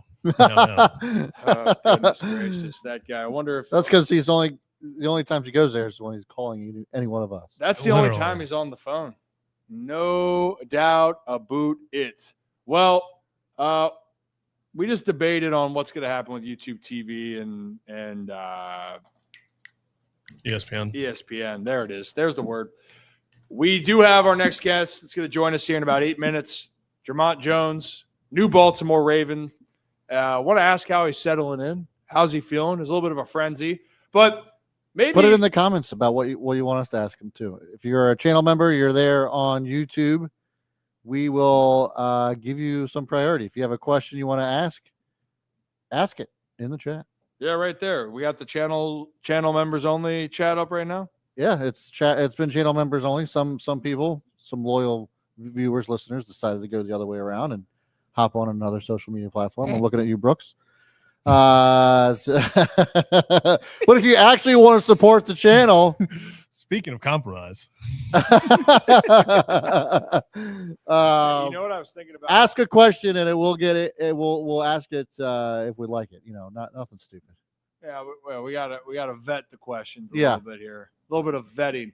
One thing we could talk about real quickly, because it involves a former NFL player, and we talked about how there wasn't coverage for the World Series after the game on, you were saying, with ESPN. Well, Jason Kelce was out there just saying he wasn't impressed at all with what the World Series and MLB had to offer. He actually went on a little bit of a rant about how he feels about the baseball playoffs and the Dodgers and the playoffs and the whole setup there. So why don't we listen to the rant from Jason saying, he's not a big fan of the game right now. Stamp baseball for what? Listen, just because the Phillies didn't make it doesn't mean the World Series wasn't absolutely epic. That was an awesome 7 games of baseball, man. It was back and forth. Yeah. Both teams had their shining moments. Blue Jays are up all game going into the 8th inning. So you're telling me I'm supposed to get excited about a Canadian baseball team and a team that just spends more money than everybody else? Who the cares about either? Both of them spend more money than everybody. It's baseball. Yeah, that's why baseball sucks. That's why baseball sucks. You just buy World Series championships. It's the dumbest thing in the world. I was enjoying the out of it. It's exciting. It's exciting. It's exciting that the team that spent the most money and everybody knew was going to win the World Series won the World Series. It was the unexpected person that won it for him. It was unexpected. Everybody knew this was going to happen before the season. We just had a bunch of meaningless happen before it, and then it happened. So, yeah, no, baseball not getting my stamp. So I want to just start this off with Jason Kelce either was just, as Travis had said, pissed that the Phillies didn't get in. Yeah. But I do want to put this out there. The highest spending team in baseball has won just 4 of the last 26 World Series, which is about a 15% chance. And we know that just spend more money. If it feel like the teams that have been in the top 10, Zach, over the last X amount of years have been in that discussion. But yeah, Brad, to your point, 4. And also, spent a crap ton of money this past year and didn't make the playoffs. The Mets. The Mets. Again. Holy shirts and pants. The Mets. What a collapse by the Mets. Juan Soto's Mets. Juan Soto's Mets. And they look good until I don't know what happened the last 2 months. Yeah. But the Mets met it down the stretch. But I feel like he just seemed like he was kind of playing around. I don't think he actually hates it. Phillies talking about being mad about how the Philly season ended. I get it. Mm-hmm. That was rough. But also, Miguel Rojas, he doesn't hit that home run. Yeah, the Blue Jays probably are World Series champs. Also crazy, I saw Will Clark go off on it, and I thought it was great. Throwing a breaking ball pitch to a hitter that was late on your fastball probably shouldn't have been the call, and then you hung a breaker, and that ball got piped to the left field seats. But that was a fantastic World Series. I know you need to spend money, right? We know you need to spend money. But I just think it's funny the guy that defends the tush push is talking about boring. Takes 5 plays. So let's just get to the 5-yard line. Let's do 4 plays to get 5 yards. Just yard and a half, yard and a half, yard and a half. That's fun, but that baseball game, who wants to watch 18 innings of an instant classic? Not me, I hate when baseball games have incredible dramatic endings to crown champions. I hate fun. I do. It's awful. I don't like being entertained. Yeah. I hate it. You know what? I prefer a team win by 40. That's right. I'd prefer that. I'd prefer no touchdowns. And I don't even know where I'm going with this. I honestly, though, think I feel like Jason more so was joking. I think he was feeling more bitter. But if he wasn't, he was wrong. Mama's wrong again. Oh, that's a good movie. That's a Do you know movie. what that is? No. Zach. Mama's wrong again. Really? Why do? Come on, man. Why Alligator is so angry? So they got all those teeth and no toothbrush. Come on, man. Oh, I just looked. Is that Waterboy? Yes. I've seen Waterboy one time. Oh my God. One time for the one time. You're a good kid. You're a good kid, Zach. I don't care what they say about you. I don't care what Dre'Mont Jones might think about you coming up here. But you're a good kid in our book. I try. And you guys are all good kids. We appreciate you guys. We continue to evolve with the show, Ryan Ripken Show. We're live at 5 Monday through Friday. I know I owe some people some Rip After Dark. And with the verticals, that could even be like a more exclusive Rip After Dark experience. I don't know if we might keep Rocco off of that, but the rest of us might make an appearance on that, and we'll have a good time. More intimate. We can talk more about divorces, Brad. Oh, come on. This isn't even that bad.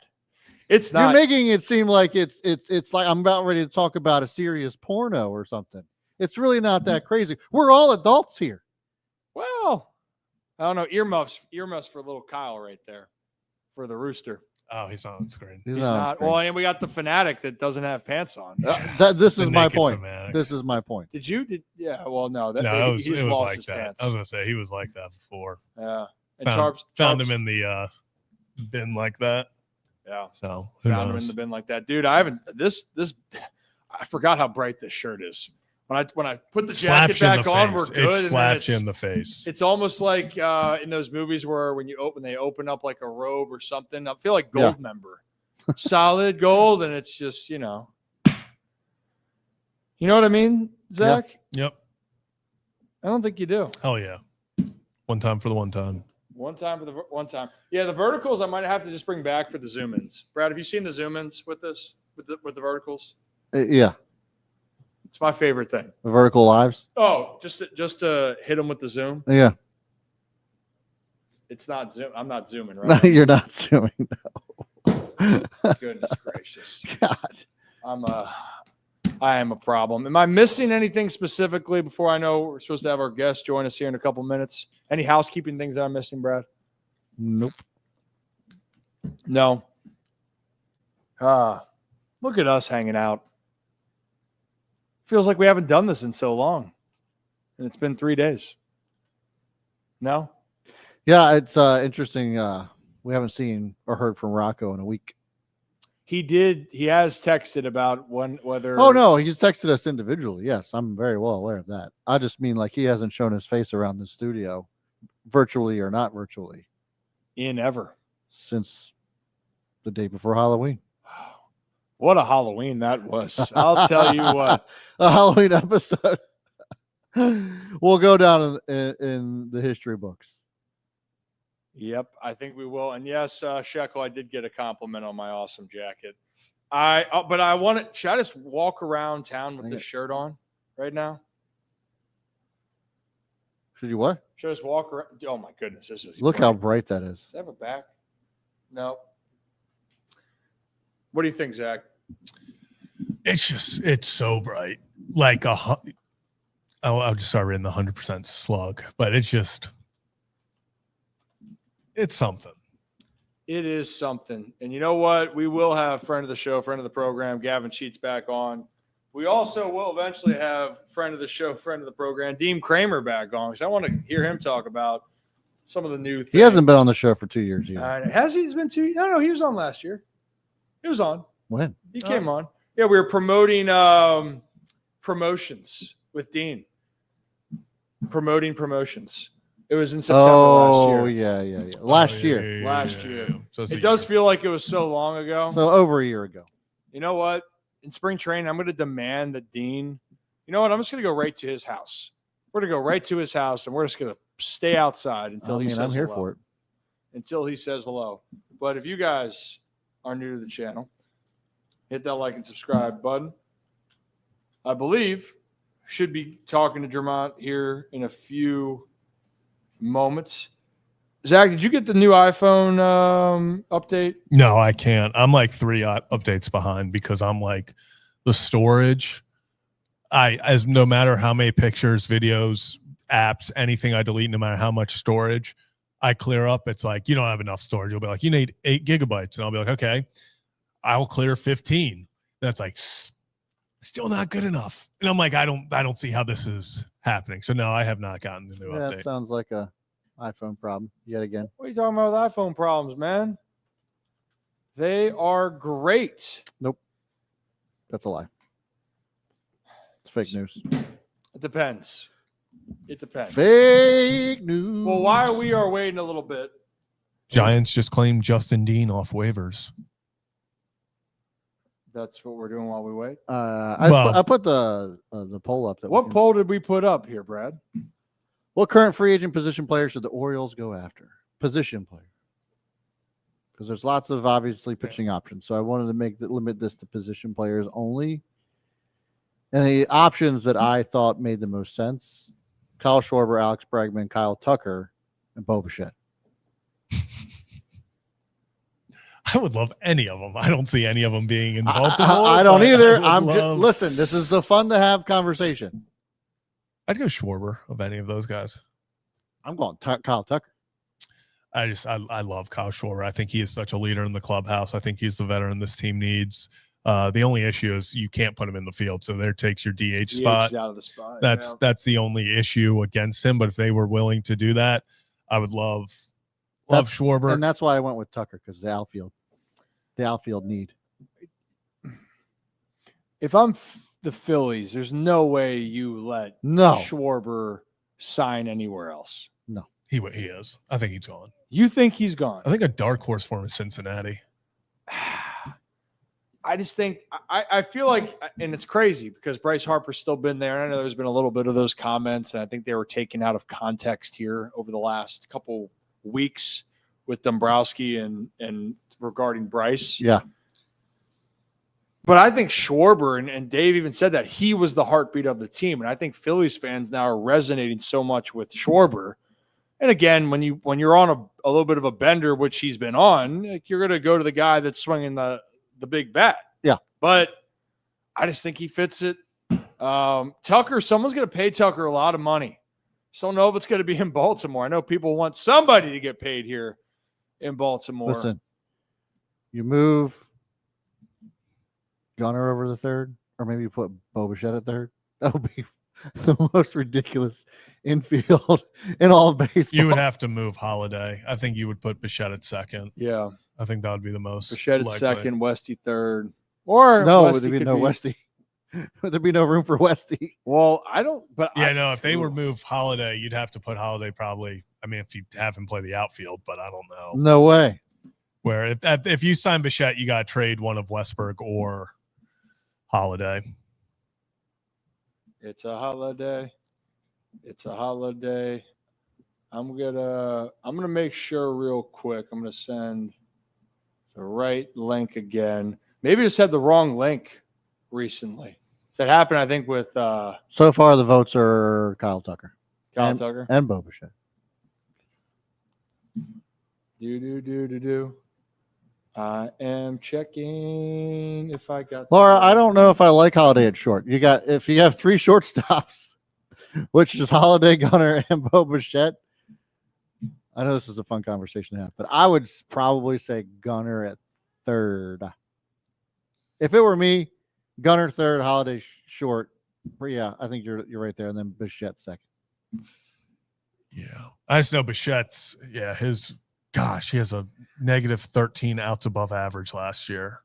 He's just not fielding well at all. That's why you put him at second. Yeah, well, that's why they were saying that. That's why I guess they put the Blue Jays put him at second in the World Series. I bet Westy could play right. says VT Rating. Yeah. Probably. You put Westy in the outfield. He could play anywhere. He would make it happen. Yeah. I trust Westberg. Mm-hmm. You know what I'm realizing is he's got to stay healthy though too. That's kind of been an issue. Has to be. I just realized there might have been an issue with the links. I think that's exactly what happened. Oh. Yeah. That's on me. Okay. I am the problem, and I'll own up to it. So I noticed earlier that there was actually 2 streams that were made in YouTube. Yeah, I think they got crossed over. Aha. We crossed streams. I see. That didn't sound right. But I think that is what happened. Because that's definitely what happened with Daryl. Because he was in the other one and we weren't in the other one. Yeah. So now I get it. Yeah, good job for figuring that out. Oh man. Well, I resent another one. So we'll see if we get that. Apologies on that end. And I agree. Never cross over the streams. Yeah. Yep. As we learned. Yep. You never cross streams. Why Cincinnati, Zach? He's from Ohio. Oh. And they've been linked to him a bunch. I just think that's a dark horse. There you go. Very hitter friendly park too. He could hit 60 homers there. Tito out there could be a good fit. Could be a good fit. Where's Josh Naylor go? Not here. But. No. But where does he go? I would not be. Seattle needs to keep him there. They need to keep him there. Seattle, the dumbest thing they can do is after trading for offense and it actually working out is do that. I mean, that's what I would think. Yeah. Well, we'll see what happens down the road here. Baseball season ended. Yep. Well, we did get a great shirt from San Diego legend Gavin Sheets, but it still is football season. I got to this is too bright. It's perfect. You think it is? Oh, yeah. I'm sweating in this because I think I'm getting so much light attracted to me. But I think, Draymond, if you're ready behind, sorry with that. Let me know when you're ready. You can hear me. Thumbs up. All right. So, again, I apologize for the cross-streaming issue, but there was a guy that joined the Ravens recently. Didn't know if you heard.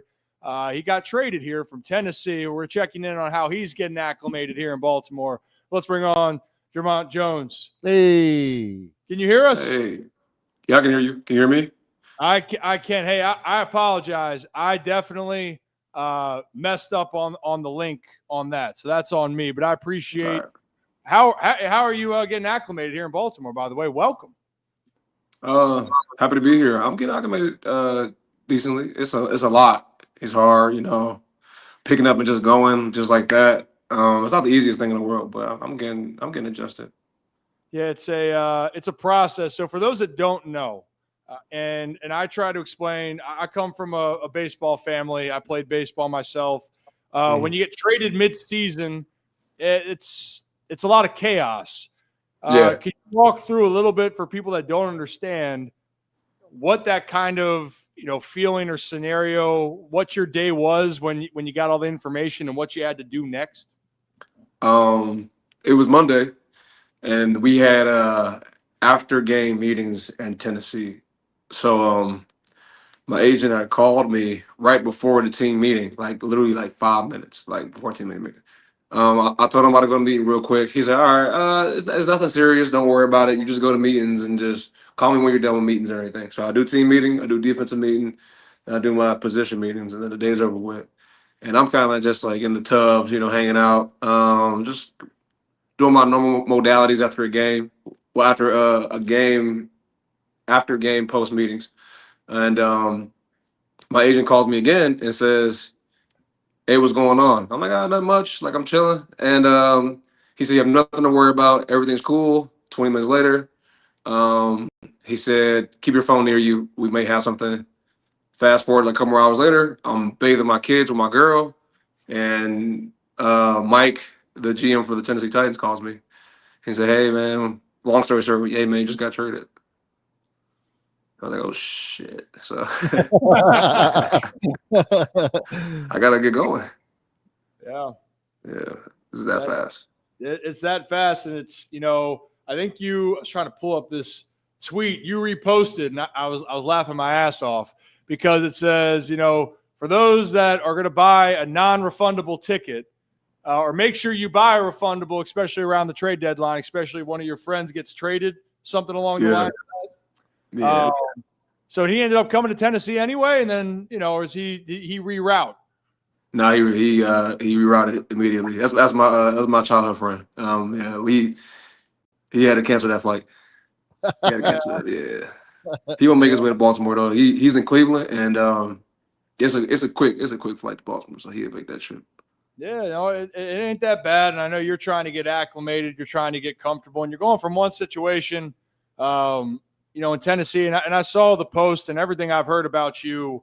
You're grateful for your opportunities. You're thankful for them, and I love the fact that with all the the up and down parts of the season, you shouted out your former quarterback now with Cam Ward, which I thought was really cool because you get to see on the day-to-day the evolution of him. And you say he's going to be all right. I mean, I think I'm with you on that. But for those that don't know, what do you see with Cam that you love down there in your time in Tennessee? Number one is his stubbornness. He's the most stubborn player I ever played with in history. I swear that he is willing to get better, take criticism, and just he wants to grow. He wants to be great so bad. Like I feel it, and then like how he is as a person is even better. Like every day, how he acts, and how he approaches football and his competitive nature. I just love to see that, especially in a young player who's the number one overall pick. And on top of that, he's the most humble player I've ever played with too. Who's the number one overall pick? Like he could be just doing whatever. To be honest, like when you're number one, like he's number one. He can do whatever. And into a team like that, he was just very just receptive to everything and just like I said, humble. And I was just surprised to see that. Yeah. Well, I mean, I also think it's great for people to realize, especially in this day, Brad and I have talked about this constantly, where the expectation when everyone goes, man, oh, you're that guy. And then you start off and you go, this guy's the number one pick, or this guy's supposed to be the franchise.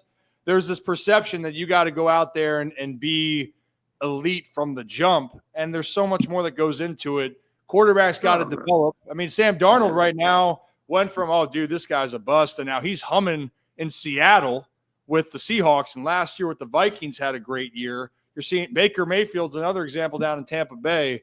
I love seeing I love when people get a little bit of grace, and I always love hearing the peers.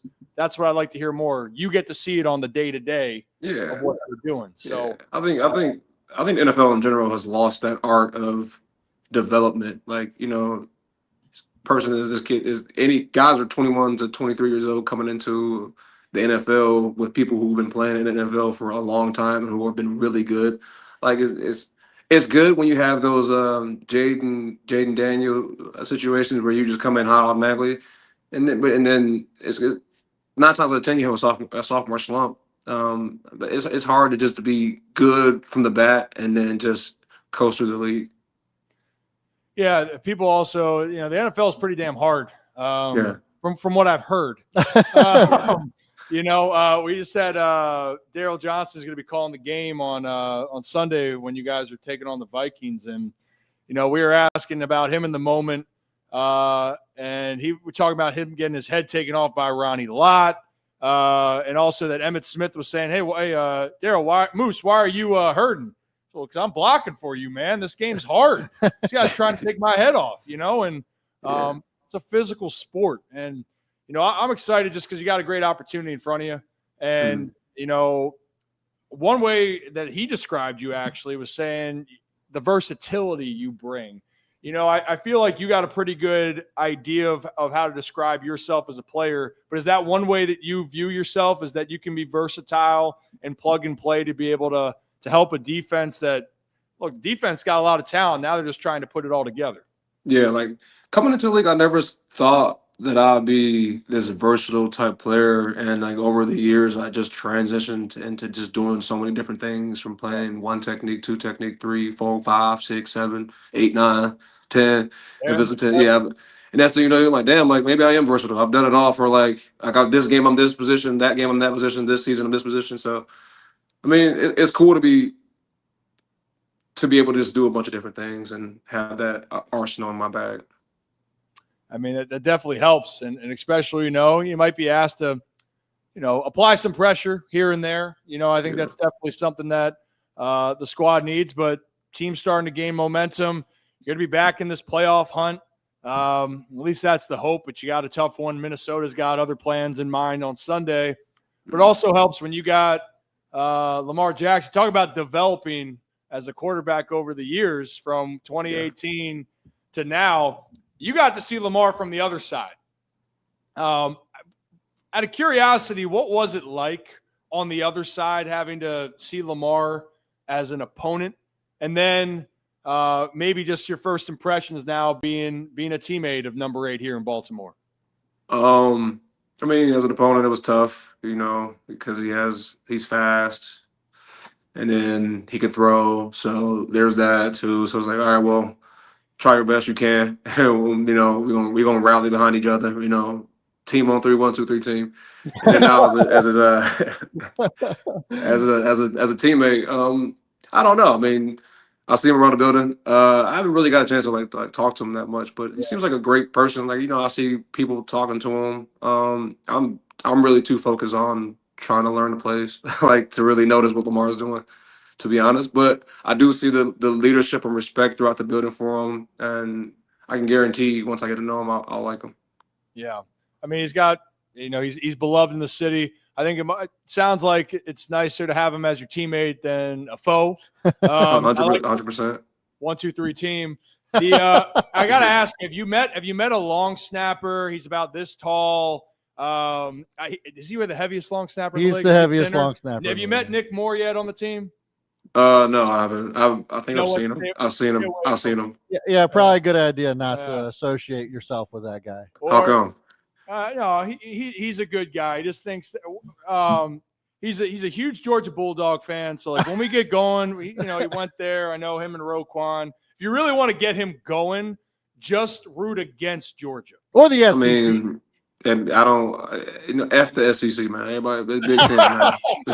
Like Big Ten is where the real players come from, man. SEC, that's old news. That's back in 2010, man. Thank you, Zach. You hearing that? Yep. It's 2020. This is the era of Big Ten for sure. Thank you. You know what? I can't wait for Nick to come back on. So Nick joins us usually every week. He's being a family man right now. I said anything that goes wrong with Tyler Loop, anything that happens with Loop this year, it's on Nick's. He's the leader now. He says he's been around. But yeah, don't let him give you a hard time, okay? And tell him Ryan Ripken says you ain't taking shit from nobody, especially him, okay? Oh, I think you're muted right now, Dre. Do you mind unmuting? You back? Can I hear? Oh, my bad. Okay, I got it. Yeah, we're good. Yeah, I can hear you. I said I got you. Okay, good. I appreciate that. Zach, any question you have before we'll let you get on out of here? Is there anything you want to know about Baltimore? Can I help you in any way? Yeah. What's some good food? What do you like? I like a lot of stuff. I like seafood, but I just don't like shrimp. But so any seafood spot that's not like shrimp based, I guess. Okay. Not shrimp. Wait. Okay. Yeah. Oh, have you ever had crab cake? A Maryland crab cake? Yeah. I love crab cakes. There's lots of spots. Are you? I mean, if you're going to be out near the facility, you know what? Mm-hmm. I'll send to your group. I'll send some spots.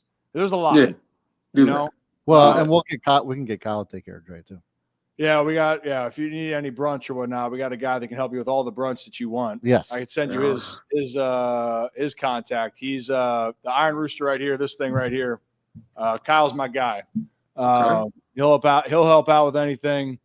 Let's see. All right, yeah. Food, I got some options, but not shrimp based. I don't think I've ever described a restaurant that way. Hey, I shouldn't say shrimp based, but like more like there's restaurants that have shrimp in every damn thing they have. Yeah, you know what I mean? Like, it's a spot I'm thinking of. It's like in Florida. It's something shrimp, but like I just hate shrimp, so I just don't want no shrimp. Don't eat it. Well, hey, what's if you're gonna say what's some of your favorite food then? If you're gonna say favorite breakfast or favorite dinner, like what's something that you're like, I would eat that all day. Favorite breakfast. Probably like an omelet Or like waffles. I love waffles, probably. So that's probably number one. I'll go waffles. Waffles. Dinner. I love pasta. I'm a noodle guy. Right now I'm on a big pho. Oh, you're right on now. you're on a pho phase? I'm on a pho phase right now. Oh, damn. Okay. All right. I will. There's a few spots.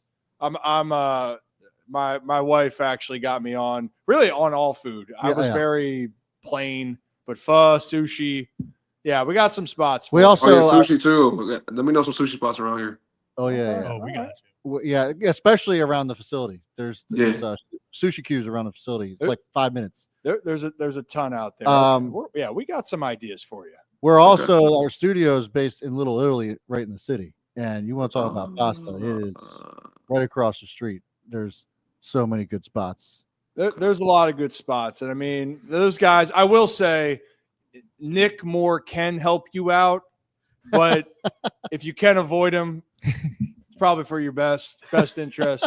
I don't think I can, man. No, you probably can't. He's the oldest looking guy on the team. I'll tell you. He's gonna send me a message later on. I guarantee it. I can text him right now and I'll say no, he's not the oldest looking guy. Kyle is the oldest looking guy on the team. Yeah, Kyle might be 36, 35. Nick? No, Kyle's 34. Yeah, so Nick's but Nick has all that gray hair. Yeah, man. True.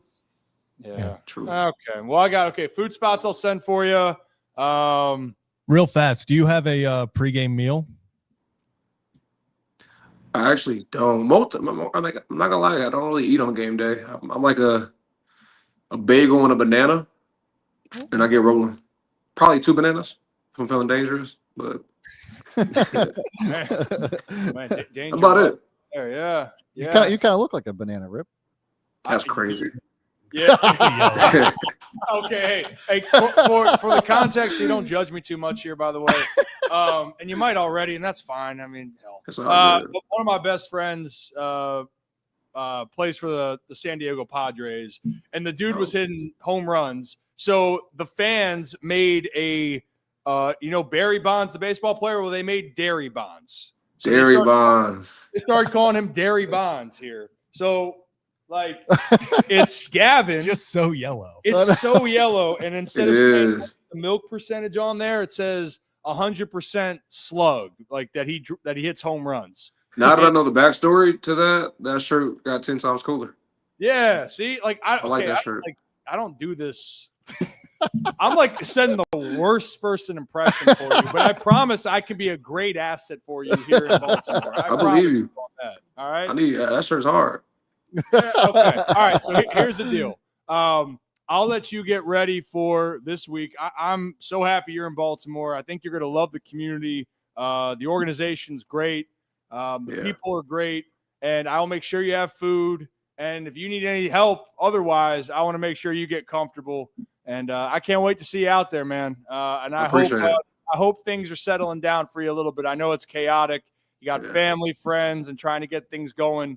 But I think it's going to be a magical second half. And hopefully I'll talk to you down the road here, and maybe we can compare some of the food spots I sent you. All right? I hope so, man. Yeah. I appreciate you. Well, hey, get some rest, enjoy, and good luck on Sunday, all right? Hey, thank you, man. I'll talk to you soon. All right, see you. Dre'Mont Jones, everybody. See, this shirt's a blessing and a curse right now. It is a great conversation piece. It sure is. Is it? Yes, because mostly the conversation starts with, why are you wearing that yellow ass shirt? And then it's like, there's a backstory, and then it's a cool shirt. Like, that's the thing, is there's levels to the conversation. It's like, do you just usually wear neon-esque yellow shirts? And that's like, no, it's a backstory. And then it's like Dre'Mont said, then it's like, oh, that's actually a cool ass shirt. Yeah. Yeah, now it makes sense. Yeah, just wearing this and someone's like, what the hell is Dairy Bonds? What isn't Dairy Bonds? But you know what? If you're new to the channel, hit that like and subscribe button. Ryan Ripken Show. Do this live. He was great. I love how personable he is. I think he's going to fit in well. And I think the versatility, I think from the jump, I think that he's going to fit in with this group. Yeah. And we've had him on now. He's been on more times in October and November than friend of the show, friend of the program, Nick Moore. I already like him more. No SEC bias. Oh my Big God. 10. I can't wait. Can't wait for Nick to hear that. Yeah. That was fantastic. But man, you know what? Week 9. Week 10. 10? Yeah, 10. Gosh, it's already week 10. It's crazy. I know. I don't. Every time I look at the schedule, I'm like, we are officially over half. Like we are at, I guess, over halfway, but we've played 9 games. There are 9 weeks left. 9 weeks down, 9 weeks left. That's crazy to think about. NFL season goes by. Actually, college season goes by faster than anything. But it's weird to like turn on TV and there's like college basketball on, because that makes me think of like March Madness and everything, and I'm like, this year's flying. Oh, flying right now. And it just shows you, I guess things just pick up, and you know, we're having fun while we're doing it, and we're gonna have a great 2026, but we still got another 2 months here to get through this year, and we still got to get through the rest of this show. And speaking of shirts, though, by the way, you're right. When I have my O's are fine shirt on, people look at me crazy too. Joe, you know, the O's are fine, right? They're 0-0 now. It's a brand new year. They got a new manager. But who will be on their roster? That's what we're going to find out here on the 2026 Also, slate. the Pig and Rooster is a dope spot. That is a great spot. Yeah. We got also Chaucer's over there. Some great spots over there, man. Yeah, Chaucer, Pig and Rooster. Chef Pat is the man. Yeah. You know, those guys, Brooks wants to do still like a beer Olympics. I don't know how. What does that even mean? Beer Olympics, all the you just have a bunch of different races or events that all you can do case racing in it, obviously beer pong, just a bunch of different things. And then whoever wins the most and places the best, gets the most points, is the winner. I see. Go team. So I've had a beer Olympics or 2 in my life. Sounds like it. I have 2 as well. All right. We'll see. And sports. Well, we are going to close out a little bit on sports because Thursday night football, right? Sports. Bali. Yeah. You were back on track. CD Lamb on Monday got it done. So why don't we take a quick trip to Hollywood Casino and Charlestown Races and West Virginia. So yeah, we're back, baby. College jerseys are so back, and tonight we're actually I'm glad we talked about the Big Ten, because we're sticking in the Big Ten, and actually a new Big Ten member, the Oregon Ducks. And it's not maybe the Oregon Duck you're thinking. We're going Troy Franklin over 43.5 receiving yards. Every time I see the stat, it doesn't make sense to me, but it's happening. The man has more targets per game than Cortland Sutton. Big, deep threat, and I feel like tonight of all nights against the Raiders that aren't the greatest team, I can see him getting a deep ball. I think he's going to probably get 3 to 4 catches. He can get 43.5. I'm feeling good about this one. People sleeping on the Broncos too. The Broncos are such an interesting Talk situation. About a team that just wins at the buzzer. That's the thing is, like, you watch a Broncos game, and for 3 quarters, you're like, this is a bad football team. Like, you're like, this sucks. Bo Nix sucks. This whole team sucks. And then you get to the 4th quarter, and you're like, it's the greatest team on turf. Like, nothing can, they could be down literally 33 points in the 4th quarter. We're gonna score them. Score them all. Doesn't matter. Their 2 losses are by a combined 4 points. Yeah. And they shouldn't have lost that game to Indianapolis. The Indianapolis Colts was the personal foul penalty. Leverage. The leverage penalty after the missed kick, moved it up 15 yards, untimed down, whammy, makes the kick. They lose the game. The Chargers, they had on the ropes. They were winning it late until they weren't. Yeah. And they lost that game. And then if you go down their schedule, like this, that's what you're talking about, Zach. No one's going to – that feeling of how good are the Broncos? Well, guess what? It's irrelevant because if they keep winning, yeah, they're 7-2 now. They're in a great position, not only to win their division, which they got a tough division playing the Chiefs still and the Chargers again, but they got a chance to be the number 1 seed in the AFC right now. And they play the Raiders, which they are favored, but their other games, the guys, they survived. They beat the Giants by 1, the Texans by 3, the Jets by 2.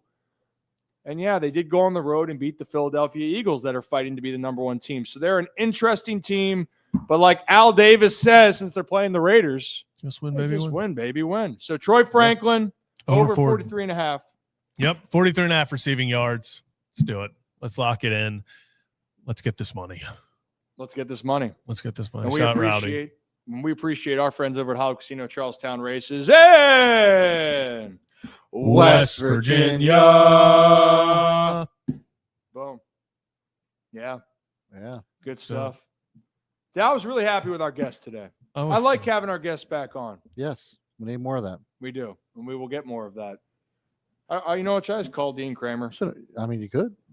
Yeah. Dean Kramer live on the Ryan Ripken show. That'd be cool. Or maybe I can definitely get Dean for a Rip After Dark moment. I need to just go Rip After Dark. We need Dean in the kitchen. We need a cooking Dean with Kyle and Dean. Ooh. I like that.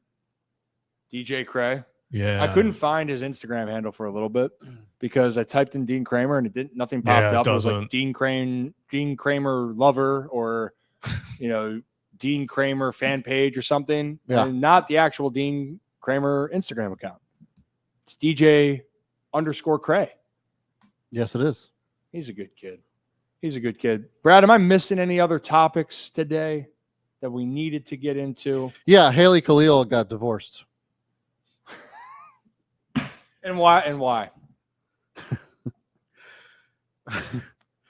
She was married to former Minnesota Vikings offensive lineman Matt Khalil, and his now ex-wife came out and said that one of the biggest reasons she left him was because of the size of his Johnson. Think manhood? Yes. Yes, tallywhacker. Meat and 2 veg? Yes, that meat and 2 veg right there, yeah. Mm. One-eyed monster actually is probably more accurate. I think what's crazy to me with all that situation is usually when you think about with those moments, because it is a trying time for families when you think about divorce. And the fact that is the news that we get out. Hey, oh, you know what? We had some issues, but the biggest issue.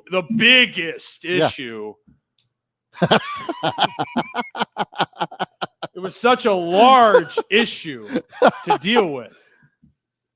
That is. But here's what I don't understand. So she said that this was a huge problem. Pause. She said I was going to try it all. Therapists, doctors looked it up, all kinds of things to try to solve this issue. But my thing is, like, if it was a real problem, why did you even get married in the first place? If you you knew what you were getting married to.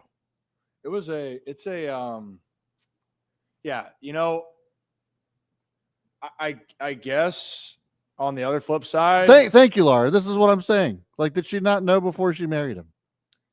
If you are saving yourself, then you wouldn't know. There's no chance that Haley Khalil saved herself before and she might have not done that. It's a,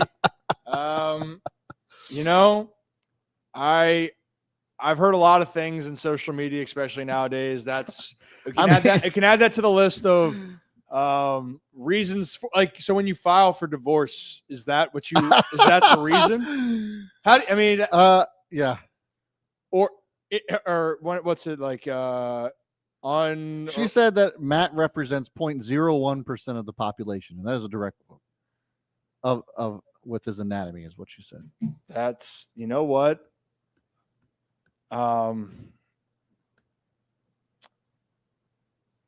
Matt, it's a blessing and a curse. I guess is what is being described here. But you know what? Yeah, so apparently, it was irreconcilable differences. That was the word I was going to look for. You can't shrink your penis. Yeah.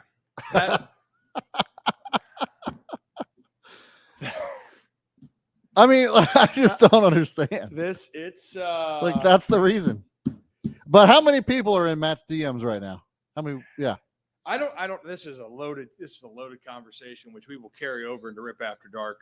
You know what? I might just do a little Rip After Dark after we're done here, doing some videos to continue this conversation. Hey, there you go. There we go. But I think we have reached our quota. If you guys are new to the channel, hit that like and subscribe button. Ryan Ripken Show live every weekday at 5. Live at 5. And shout out our friends over at wrong way. Nope. Merritt. At Merritt Clubs right now, Black Friday savings, $1 to enroll there. $1 hair. How do you spell $1, Zach? MERRITT. Look at that. Check out merrittclubs.com. And if you are in the region on Saturday, come on over to Merritt Clubs in Eldersburg. I'll be working right there with the Merritt Sports Performance, helping to talk about the ins and outs of the youth development and performance, and also helping parents understand more about the whole landscape of athletics for kids aspiring to either go off to college or beyond, and everything in between. Glad to be out there. Merritt Clubs, appreciate you guys. They've been a staple here for us here in Baltimore. Zach, any final thoughts here? Yeah, I like on Instagram how we have Dean Kramer Enjoyer, Dean Kramer Believer 420, Dean Kramer Believer 69. No way. There's also Dean Kramer fan page. A lot of fans of Dean Kramer on the IG. People like Dean. Yeah. I don't know why. We do. Yeah. We got some good kids. And be kind. And be kind. That's a great way to describe this at the end of the day. Behind you. Be kind. Look, life is as we started off the show, it's a good point, Brad.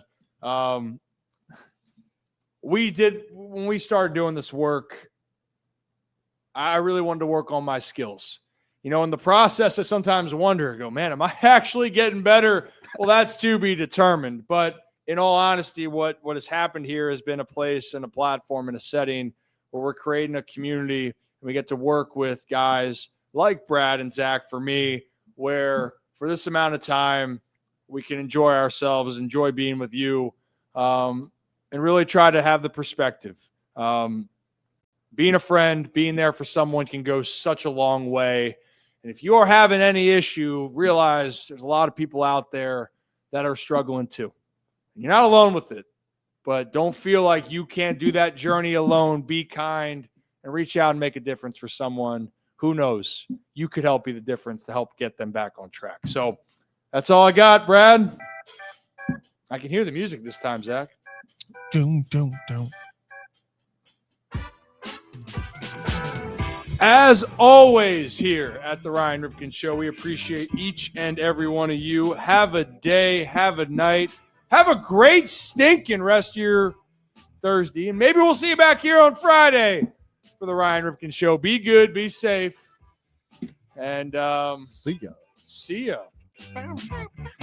Irreconcilable differences. Irreconcilable differences. That is, add that to the list there.